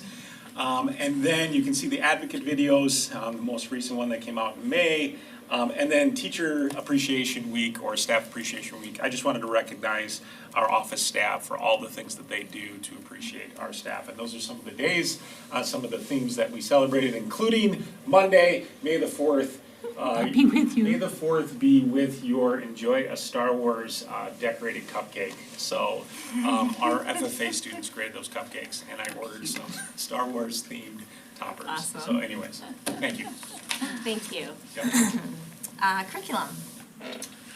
Yeah, first of all, to celebrate the 250th anniversary of the signing of the Declaration of Independence, each building will be doing lessons or celebrations in some capacity, and this also is in alignment with Wisconsin Act 95, so you may be hearing a little bit about that. DPI will provide each district with a survey where they will get to submit and highlight the various things that they have done to make sure that they're meeting this requirement. It's a wonderful thing that we get to do.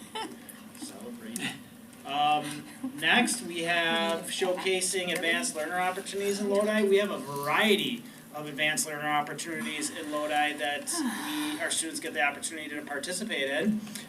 This is just one of them as we partner with both the Dane County Advanced Learner Network and the Columbia County Advanced Learner Network. The math meet, we hosted actually two math meets, a 5th and 6th grade math meet, regional math meet, and a 7th and 8th grade regional math meet. And so you can see from the pictures there, we actually hosted it on the stage in the Performing Arts Center, which was a wonderful venue. Just want to thank our high school students who helped to grade some of the quiz sheets that were coming in for this. And a big thank you to our middle school educators, and especially to Emily Pertzborn, who put in countless hours getting everything ready to host these events. It was a lot of work, but it was really awesome. And then lastly, I just wanted to highlight, I've been finishing up my educator effectiveness evaluation or observations here at the end of the school year, and I've had the opportunity to spend some time at both the middle school and high school, and I've highlighted just some of the wonderful things that I've been able to see here. You know, it's a highlight for me of sometimes there are really unique things that educators that are doing that are not only great in their classroom, but really they can be great in any classroom. And so I got some wonderful ideas from those observations that I know Adrian and I have been touching base on that we're looking at possibly bringing into like a wider staff PD sessions for next school year. So it's always a highlight when I get to pull cool ideas out of teachers' classrooms. Awesome. Thanks, Nick. LCAT. Okay. So LCAT attended the Lodi Wellness Expo, which was held at the Lodi Middle School on Saturday, April 18th. LCAT had a booth at the event and provided free medication lock boxes and lock bags to attendees to safely secure their medication. LCAT staff also engaged with attendees, sharing information about LCAT's role in the school and the community and answering questions. It was a great event and well attended. Brian completed the Not on Tobacco program with a student who requested support in quitting nicotine use. He will continue working with the student as a mentor to support their ongoing cessation journey. Thank you to the high school administration counseling staff for their collaboration and support through this process. LCAT promoted the Lodi Area Drug Take Back event held on Lodi EMS building at the Lodi EMS building on Saturday, April 25th. This event provided community members with a safe and responsible way to dispose of unwanted or expired medications. The total amount of medication collected will be reported in the June school board report. LCAT was interviewed by the Lodi High School newspaper, The Advocate. This interview provided an opportunity for students to learn more about LCAT, its staff, and the programs and events it supports. The Prevention and Response Columbia County Park Coalition held its annual award celebration this month. The Lodi School District was honored with the Park Changing Lives and Changing Futures Award. Park Collaboration Chairperson Monica Newman nominated the district in recognition of its longstanding role as fiscal agent and its continued support of park staff. Director of Student Services Adria Schrader accepted the award on behalf of the district. Thank you for your ongoing support of Park and LCAT.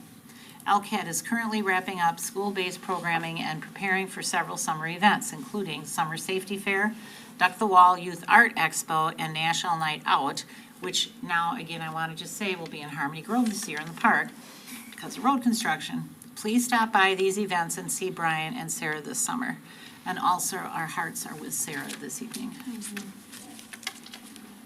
Thank you, Terry. Student Services. Thank you. So a big thank you to all of our teachers during Teacher Appreciation Week last week. There's so many reasons to be thankful for them, but tonight I'd like to highlight some of the work that they're doing this spring. Teachers do so many things to help their students transition into the next school year, and they're working on those things already. So through collaboration and planning, our teachers prepare our students for that next grade level, the next building, and all of the new opportunities that they are going to come into contact with. So thank you for all of our teachers. Not only for all the other things they do, but all of the work that they do to successfully transition our students. Also a big thank you to Janelle Sivum, so happy Nurse Appreciation Day to our district-wide school nurse, Janelle. Thanks for her ability to manage the day-to-day health needs to ensure that our students are safe and healthy and ready to learn. We also appreciate the way that Janelle sets up our staff to be successful with students. She trains our staff members on student health needs and keeps them up to date on those changing health needs as they occur. The district participated in Job Olympics, so check out all of the pictures from Job Olympics event that was on April 23rd.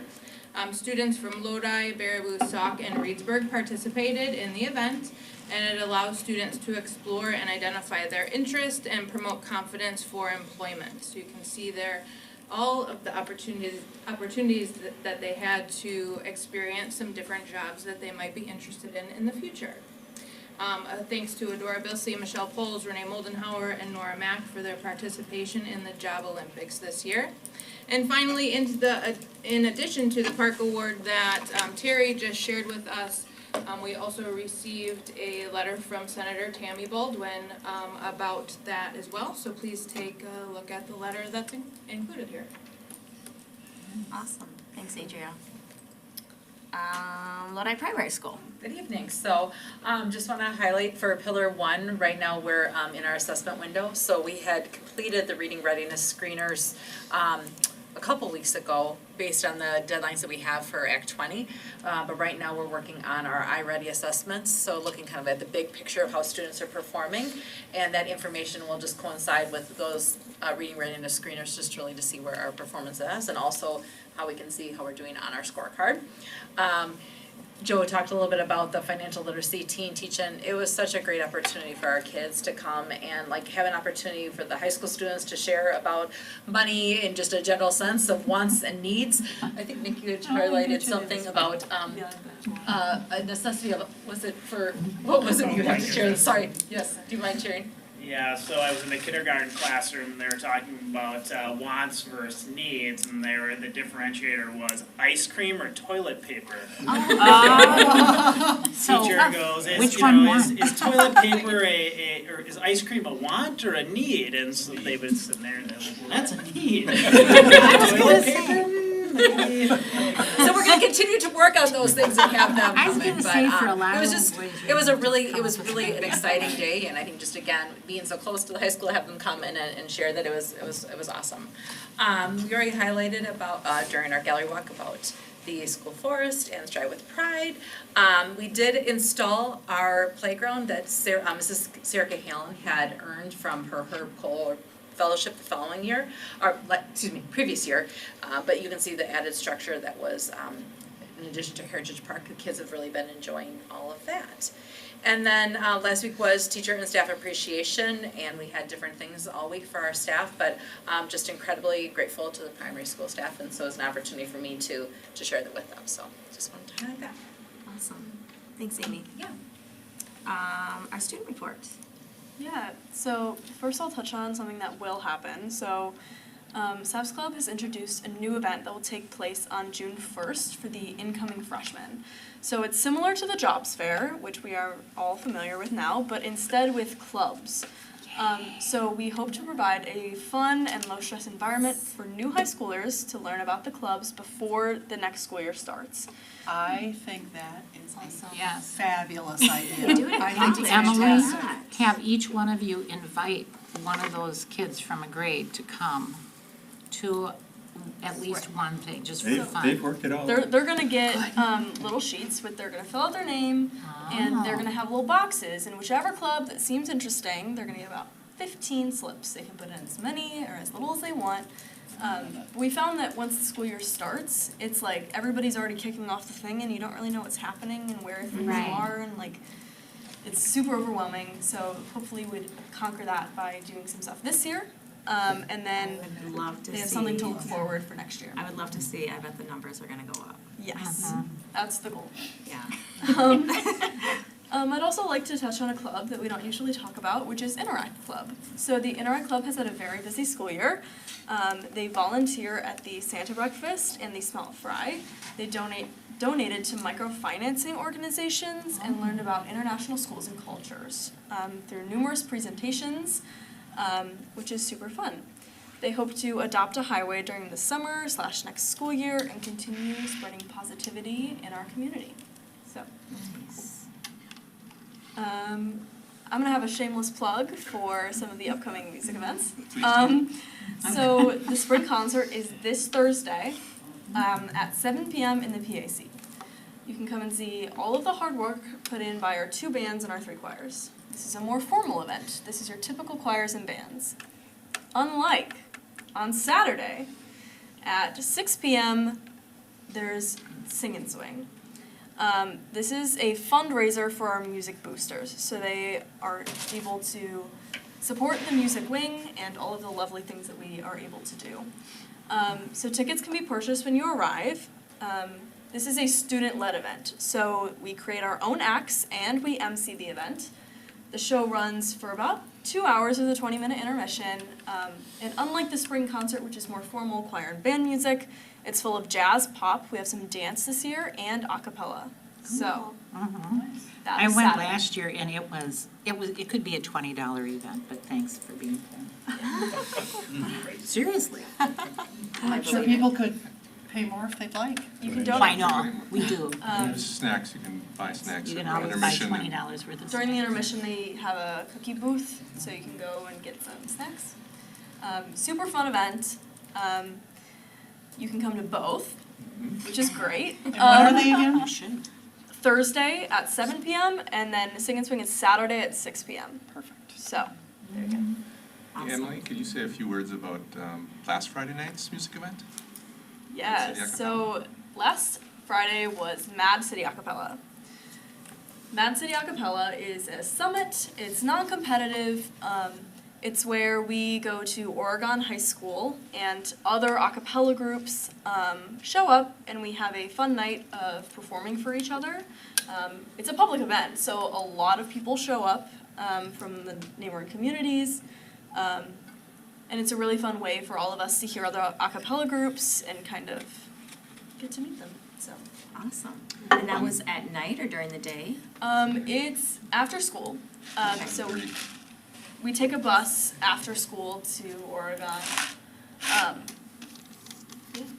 And unlike the adults, when they watch a cappella and sit on their hands, the other students from the other schools cheer and clap along when people are singing a cappella. Right. And the a cappella group sounds, I mean, they're awesome, right? They got 2 awards at State Song Ensemble, exemplary awards along with Emily. But when they all have microphones, everybody, it is just so awesome. You can hear all the background, you can hear the soloist so much better. It's really, and all the groups. Yeah. And all the groups were awesome. From all Yeah, different for Sing and Swing, we will all be on mics. Yeah. So you get those cool effects this Saturday.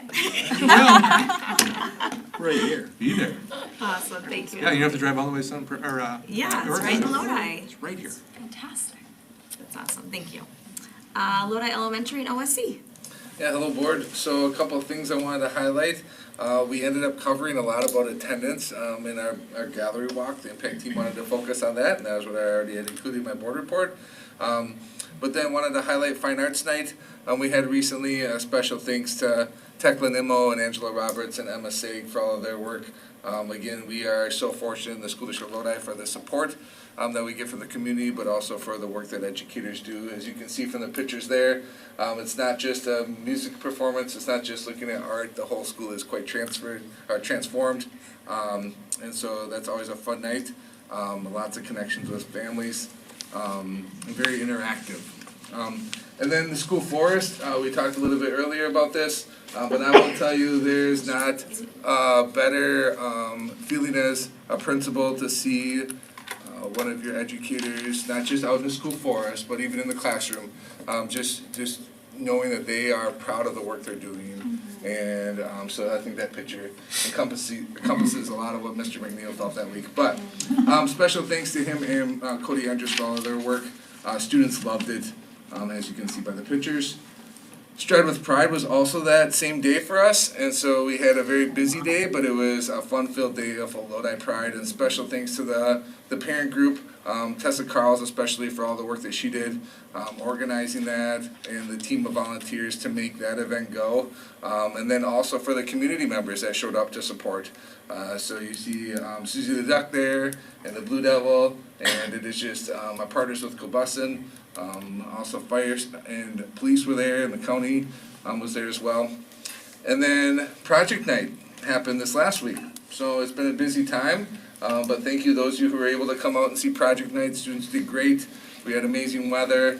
And it's just, again, so nice to see students taking ownership in their learning, and then them being those experts. There was a fly fisher, a woman student who I could have learned from all day.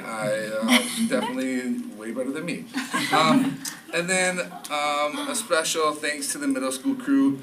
We obviously would love to keep our 5th graders forever, but that's not how it works. And Derek and Pete and Mike and Leslie and Dawn do a great job setting up that transition. We had, along with our 5th grade and OSC staff, days where the 5th graders went over and got to see the middle school and get a presentation. They're also practicing locks currently, and different things that we do to just set them up. And then we do have our 5th grade graduations happening on May 28th.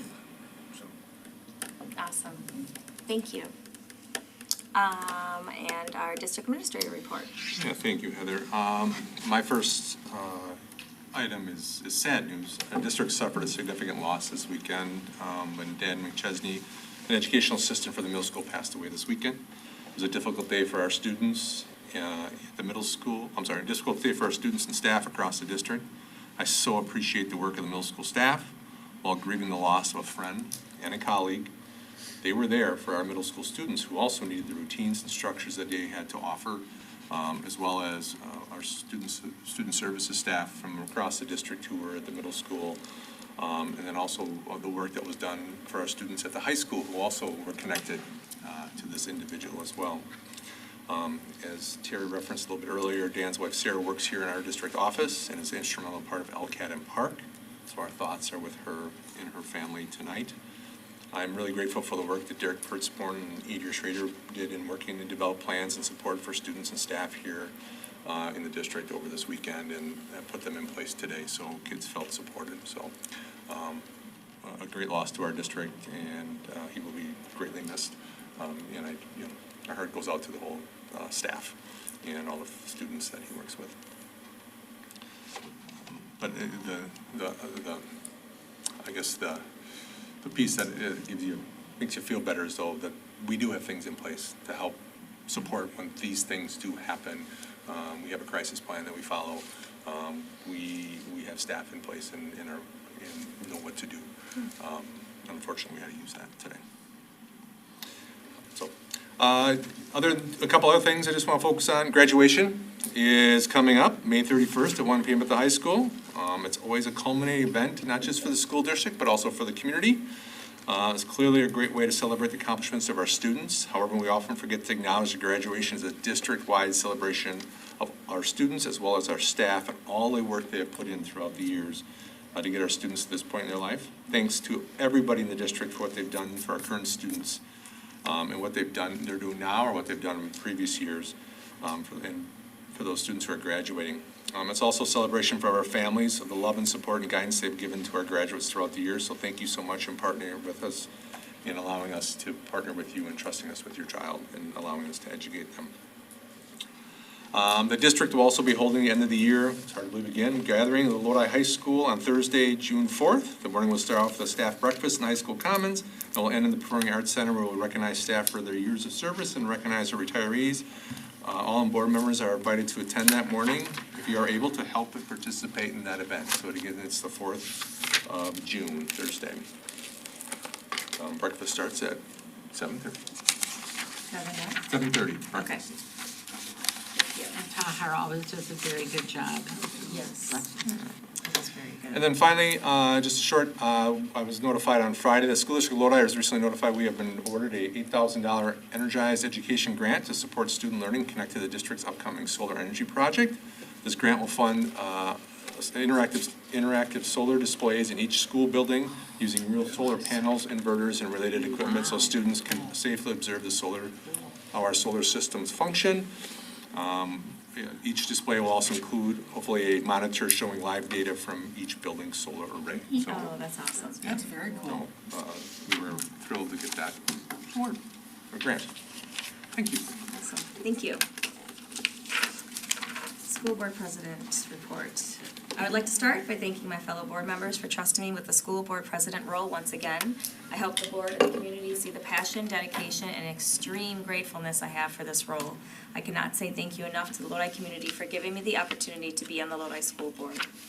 You knew it was coming, referendum talk. Survey results are in, and the board will be discussing those results in detail. I want to thank all community members who took the survey and took the time to tell us what is important to you.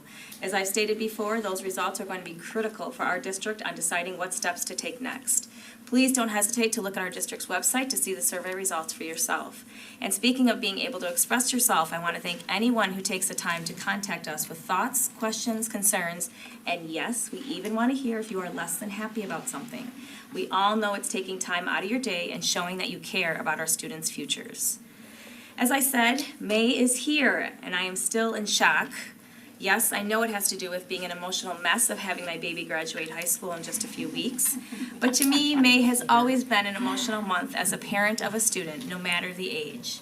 Another chapter is about to close for your child, and with that comes the bittersweet feelings of a milestone, along with the pride and happiness for your child. Parents, I also hope you feel pride for yourself and give yourself credit for being that support system and just simply loving your child so they were able to be their best. Coming from a mother that has had that May feeling for over 2 decades, I just want to say to parents and students to enjoy every moment. I know, you hear it all the time, but it truly does go so fast. I've been trying to explain that to my senior, who has the worst case of senioritis in the Barron household ever. Enjoy and relish the moments, because they will be over before you know it. It's bad. And it goes without saying, but teachers get a very similar feeling of pride for their students at this time of year too. They get to witness year after year the growth that each student go through. Students and all staff that interact with our students, please remember that you are part of those accomplishments and growth that our students experience every year. Thank you for showing up day after day for our students. And I hope that same pride feeling gets extended to our community members as well. Obviously, with the school year coming to an end, the Lodi High School graduation ceremony is right around the corner. As we all know, Lodi is a close-knit community, so everyone should feel proud and feel very much a part of our graduates' accomplishments. Without our community's support for our district, these graduates would not have all the opportunities and support to be wearing that graduation gown. Not only the financial support from our community, but being great role models, supportive community members, and being great examples of showing our youth that working together really can change the world, as Leo Olson said tonight. Yeah. The values and morals that they learn from examples in our community will reflect on how they go out into the world after their Lodi school career. It really does take a village, and I must say, Lodi is amazing at it. Thank you. Okay, I'm gonna something to make Sue cry. I'm sorry. Stop it. Sorry. Okay, moving on to health insurance contribution. Yeah, so over the last several months, Don't get rid of our motion. Yes. yeah, this will take a whole different level of motion. District Insurance Committee met 5 times to conduct a thorough review of our health insurance program for the upcoming 26-27 plan year. The collaborative process involved reviewing market benchmarks, analyzing staff survey data, which showed high satisfaction with our current providers, and evaluating an 11.9% renewal increase from Dean. The committee decided to take this plan out to bid. However, no alternative offers were received, leading to the committee to focus on strategic design changes to mitigate costs. And I want to share that in talking to other area superintendents, that is not unusual right now, that people take things out to bid in health insurance and other people aren't bidding on it because they say they can't be competitive.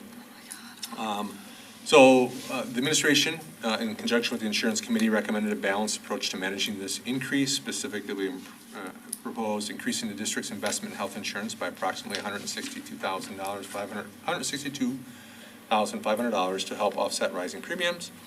Implementing a virtual health clinic at an annual cost of approximately $17,000, which would be free to staff and would, staff who take the insurance. Would just be for staff who take the insurance, and would not impact their deductibles or co-pays or district loss ratio, which in the long run, hopefully will help bring down our insurance costs.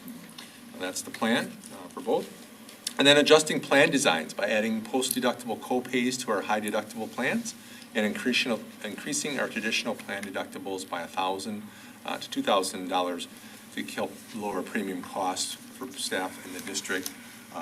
Our traditional plans already have co-pays, so that couldn't be added where high deductible plans, those were added. So this total package represents a $179,500 increase in district support, reflects a thoughtful effort to maintain competitive benefits while grounding decisions in actual staff utilization data and financial stability. I would like to thank the committee members and our consultants at USI for their dedication work in bringing this recommendation forward. I would recommend approval. So you've been having the discussions about healthcare for the last 7 months. It started last November. Yep. It's a long discussion that's gone on for a long time. It probably started before that, because that's when we actually started to meet. And yes. Well, thank you guys for all your work on these committees. I'll make a motion to move to approve the health insurance recommendation as presented. I'll second. Motion by Terry, second by Sarah Ramish. Any more discussion, questions? All in favor? Aye. Anyone opposed? Motion passes 6-0. And we're moving on to our staff handbook. Yeah, the Board of Education approves an updated staff handbook every year, so they need to approve the 26-27 staff handbook for the year. Attached to the agenda was an updated staff handbook and list of changes that were made to the handbook from last year. There are no real significant changes from last year this year, just changes that, updating language to make sure the handbook is more clear for staff and for the district, so we recommend approval. Before we do approval, can we get one more change? The logo on the cover? Yes, we can change the logo on the cover. To the new logo. Thanks. Absolutely. And we will also change the health insurance Yes. Amounts in there based on the discussion, the last item. I make a motion to approve the 26-27 staff handbook as presented. I'll second. Who's claiming it? Doesn't matter. All right, so motion by Adam and second by Sarah Ramish. Any more discussion? All in favor? Aye. Anyone opposed? Motion passes 6-0. We have our middle school, high school staff handbooks. Yeah, very similarly, they both have been uploaded. You can see the changes there. We just need to approve the 26-27 middle school and high school staff handbooks. We did the primary school, elementary, and OSC ones last month. I'm going to admit, I don't know how this happened, but I just missed this part when I was looking over the agenda, so I apologize. There is no major changes, though? No. Okay, sorry, I don't know. I guess I just said, no, I'm not going to. I'm like looking, I'm like, well, how did I miss this? But I make I a just want to motion. make sure that there wasn't anything crazy going on, okay? I make a motion to approve the revisions to the middle school and the high school staff handbooks. I'll second that. Motion by Adam, second by Sarah Rip. Any more discussion? All in favor? Aye. Anyone opposed? Motion passes 6-0. And then we have our parent-student co-curricular handbook. Yeah, same deal. We need to update it. Actually, hard to say it, but the fall sports meeting is 2 weeks. Yeah. I just got the email today about it, so this needs to be ready for the fall sports Sports meeting. meetings for me? Oh, no. You can still come. Absolutely. So I'd recommend approval. Is this the correct logo? Yes. Yes, that's the correct. Correct logo. Just checking. I move to approve the revisions to the parent-student co-curricular handbook. I'll second that. Motion by Adam, second by Terry. Any more discussion? All in favor? Aye. Motion passes 6-0. And, no policy reviews. Policy. No. But we have a big donation. do. Another big donation. Ooh. Go ahead, Adam. There's a donation of $1,500 from, I'll just make a motion to accept with great gratitude the donation of $1,500 from the Dan Marquardt Memorial Foundation for track team equipment. Yeah. I'll second. Motion by Adam, second by Sarah Ramish. Any more discussion? Thank you, thank you, thank you. All in favor? Aye. Anyone opposed? And I've always said you better not oppose, but that's okay. Has anyone ever said no? I would hope not. Motion passes 6-0. And we have our committee reports. CISA 5? CISA 5 meets this Thursday, and then we'll meet again, so 2 reports for you Oh, next. awesome, thank you. And also thank you for being our rep again. Sure. Well, I guess it's- Our co-curricular items report. I've got that because Scott had to leave. Baseball, the Lodi baseball team is currently 12-5 with a conference record of 4-2. Conference wins have come against Waupun, Lake Mills, and 2 wins against Poinette. Tonight, the team will celebrate senior night at their game against the Wisconsin Dells. They play conference opponent Columbus twice this week and will host Portage on Friday. The Lodi softball team is currently 11-6 with a conference record of 4-5. Conference wins have come against Columbus and Lake Mills. The team recently celebrated 2 milestones with senior Bailey Stark reaching 400 strikeouts and senior Brielle Burrows reaching 100 hits. The team will host Marshall tonight, head to Lakeside Lutheran on Tuesday, host Wisconsin Heights on Friday, and travel to Reedsburg on Saturday. That is a busy week for the softball ladies. The Lodi girls soccer team is currently 7-5 with a conference record of 4-1. Conference wins have come against Cambridge, Wisconsin Heights, Columbus, and Waupun. This past Friday night, the girls secured a huge 3-1 win over longtime rival River Valley.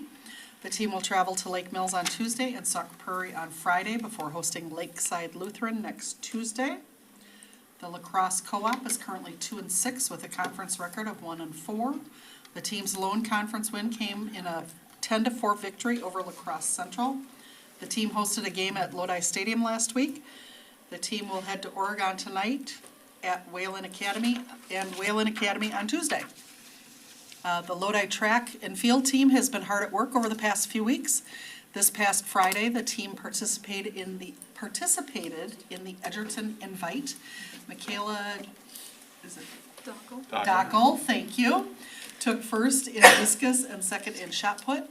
Josie Strong took second in high jump. Riley Wilcox took second in pole vault. The boys 4x400 team of Will Bircher, Brody Rip, Everett Clemens, and Bennett Nyquist took second, and Tyson Sturr took third in pole vault. The team will travel to Belleville on Friday for their next invite. The Lodi golf team has had a busy last few weeks of competition. On April 28th, the team won the East Troy Invitational, finishing 11 strokes ahead of the second place team. That's a lot. Fantastic. On Saturday, May 2nd, the team participated in the MACC Invite. The team took 17th out of 32 teams. The team heads to another conference mini-meet today before the full conference meet next Tuesday. And the forensic team competed in the WISDAA State Festival, which became a virtual competition due to severe weather. The team earned 15 perfect scores at the event, and the team earned the WISDAA Distinction in Speech Award, placing them in the top 6 to 10% of schools in the state. Oh my. Nice. That's awesome. Way to go. We got a lot going on, and that was Yes, all we do. awesome. Yeah. Wow. Thank you. Mm-hmm. OSC. Okay. OSC update. Advisors shared at the last meeting, which happened on the 11th of May. Forward testing, no wait, today is the 11th.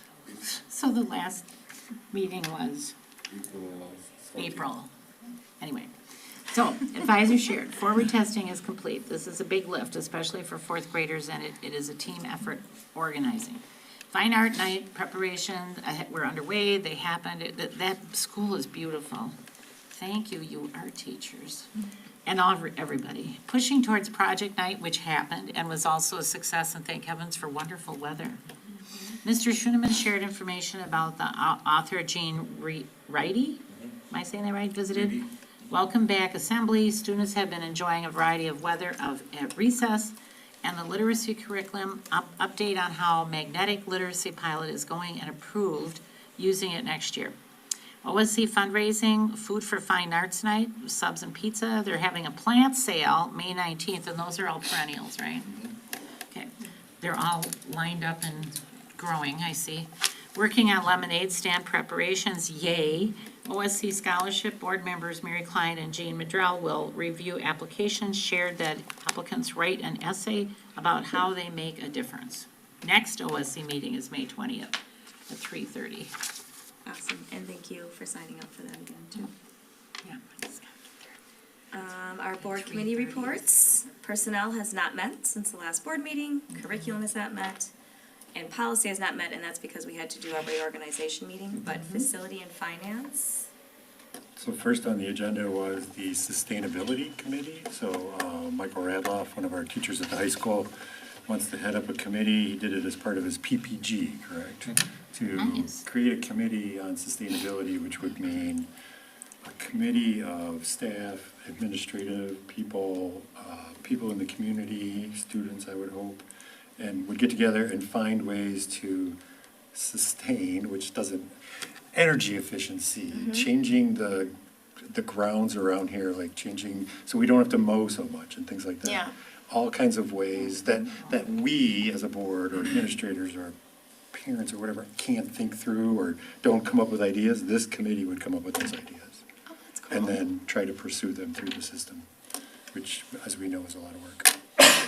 And then, sorry, but we had the cutest presentation ever at any committee. It was the best. How did you manage that? So the Buddy Bench project, so Girl Scout Troop 8024.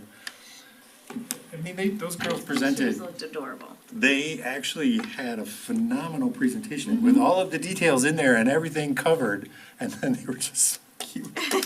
And then what? They're so It really cute. was the best. And clearly it got passed 2-0, right then and there. We didn't even forward it to you guys, I'm sorry. We were going to, and then I amended my motion, and we said, no, we're just gonna approve it. So what they're gonna do, sorry, the most important thing. Yeah. They're gonna facilitate or make these benches that they can put at each of the schools. And then if you're having a bad day, or you're having a problem, or you don't have enough friends, you go sit on this bench, and that's a signal to the other students to come be your buddy. There used to be one over here when the garden was there. Well, There was one there. there's gonna be a new one I'm glad now. it's coming back. Well, now We've there's got gonna new be ones several. coming. That's such a great idea. Go there and sit And someday and that's why see it what was so happens. cute. I'll say you weird adult. I'm gonna go sit on. Yeah. Just so someone sits I by did you. ask, could I sit on the bench? That's awesome. And then we talked about the athletic pass. Now I know why you didn't bring it to the full board, sorry. Yeah, we But sucked it's it all very, in. yeah. Sucked it all in our stuff. Yeah. We talked about the athletic pass price Oh, yeah. increase, which was in the consent agenda. We talked about a swing set donation signage request, and so that the Lodi Optimist Club is gonna donate $10,000, correct? For a new set of swing sets at the middle school. And we should sign it, we should give them Talk to Jamie credit. Lynch.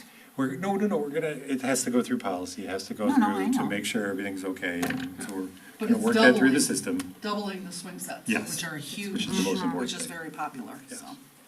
So that would It's be always an- the worst having to wait your turn for the swing sets, I remember. Especially in middle school. Come on. So we, Awesome. the committee approved it, Okay. for the signage, but then also, we're gonna need to have some conversation at the policy level, like, so we have something in the future, like, lay that out. Yeah. So when does the signage get put in, or when do you, what level of donation gets that kind of signage? I see, okay. No, Well, that we makes talked sense. about, because it had come up before in policy about, naming and Yes. signage and all that. Yeah. So we did a thorough It's discussion gonna through be all of nice to that, have so. something to go back on then, like we've always talked about. Also- I'm not done yet. Also Sorry, on the sorry. agenda was property liability and workman's comp insurance. Thank you, Jason, for taking care of that and going out to bid and all that. And we approved that in the consent agenda. I had no idea how much stuff was in that insurance policy. I was just like, That was a lot of work Jason did. hey, Thank you. We put you to work a lot. sorry, I didn't mean to interrupt you. No, it's fine. Give him. That was amazing. And then we had a long discussion about a school liaison officer and what is that? How does that function? How do we fund that? Could we fund that? We're going into referendum and what would be the benefits and the costs and pros and cons and all that. So we had that long discussion too. You guys are busy. We're always busy. We're always busy. It was all in one meeting. It was almost. Mm-hmm. And it actually wasn't one of our longer meetings. No, actually, it was pretty charming. Yeah, so. Good job, you Pretty guys. sure it is like an hour. Well, thank you guys. Okay, you're welcome. All right, our future meetings, our next regular school board meeting is Monday, June 8th at 5:30 close, 6:30 open session. We do have a special board meeting, May 27th at 6 o'clock. We're gonna be talking about the survey results and start really Okay. getting down and stuff. So we expect that to go till like 8, 6 to 8. Yeah, it's a couple hours. Here or? No, we'll do that at the high school. Okay, in the library? Because we get that. And then our curriculum committee meeting is gonna be Tuesday, May 26th. And our policy is Tuesday, 26th. We don't have times yet. Are we still working out time? What was Oh. that? The I didn't hear the Policy is question. at 6. Okay, I was gonna say, there's no One's at times on here, 4:30 but and I the think others at curriculum and personnel is always at 4:30. Right. And policy and facility is at 6. Right. Correct. So, So I have just one. You made all the committee meetings, they're all on there. That's fine. So the personnel committee is, the middle school farewell is the same night Okay. Okay. at 5:30. I think I need to be at the middle school farewell. Yes, you do. Is that the 8th graders? Yeah. Unless we could do it earlier. I can do a different day. There's 2 other board members that Or were there's covered 2 for it. board members. Okay. Yeah, if the other two board members can be there. Yeah. Okay. You just need 2. What? All right. What At was a June committee level, 2nd? you just need 2 at a committee level. I just don't wanna miss it. No, I know what it is, because I wanted to go to Teresa, you need to go. personnel Yeah, you committee. need to Oh, go. that's personnel committee. I'm not on that. Okay. I do. Okay. At the three of us? Is that you, me, and? Yeah, the 3 of us are on. Personnel. Yeah. Personnel, so you're gonna be there, right? Yeah, I Because can be Teresa there. won't. We just have to make sure 2 are there. Yes. Okay, and then she can just get caught up. Thank you. No, she needs to go. I What just can't time believe she's is that it old at? already. Personnel, it's 4:30. Me either. Okay, we so were all talking of our, about and we actually did keep our committees the same because we have a referendum coming up and we've been working hard and we work very well together. So we decided to leave them as is for the time being. And we do not need to go into closed session again. Then I will make a motion to adjourn. No second. Motion by Sarah Ramish, second by Adam. Any more discussion? All in favor? Aye. Opposed? Motion passes 6-0. Thanks, everybody. Adjourned.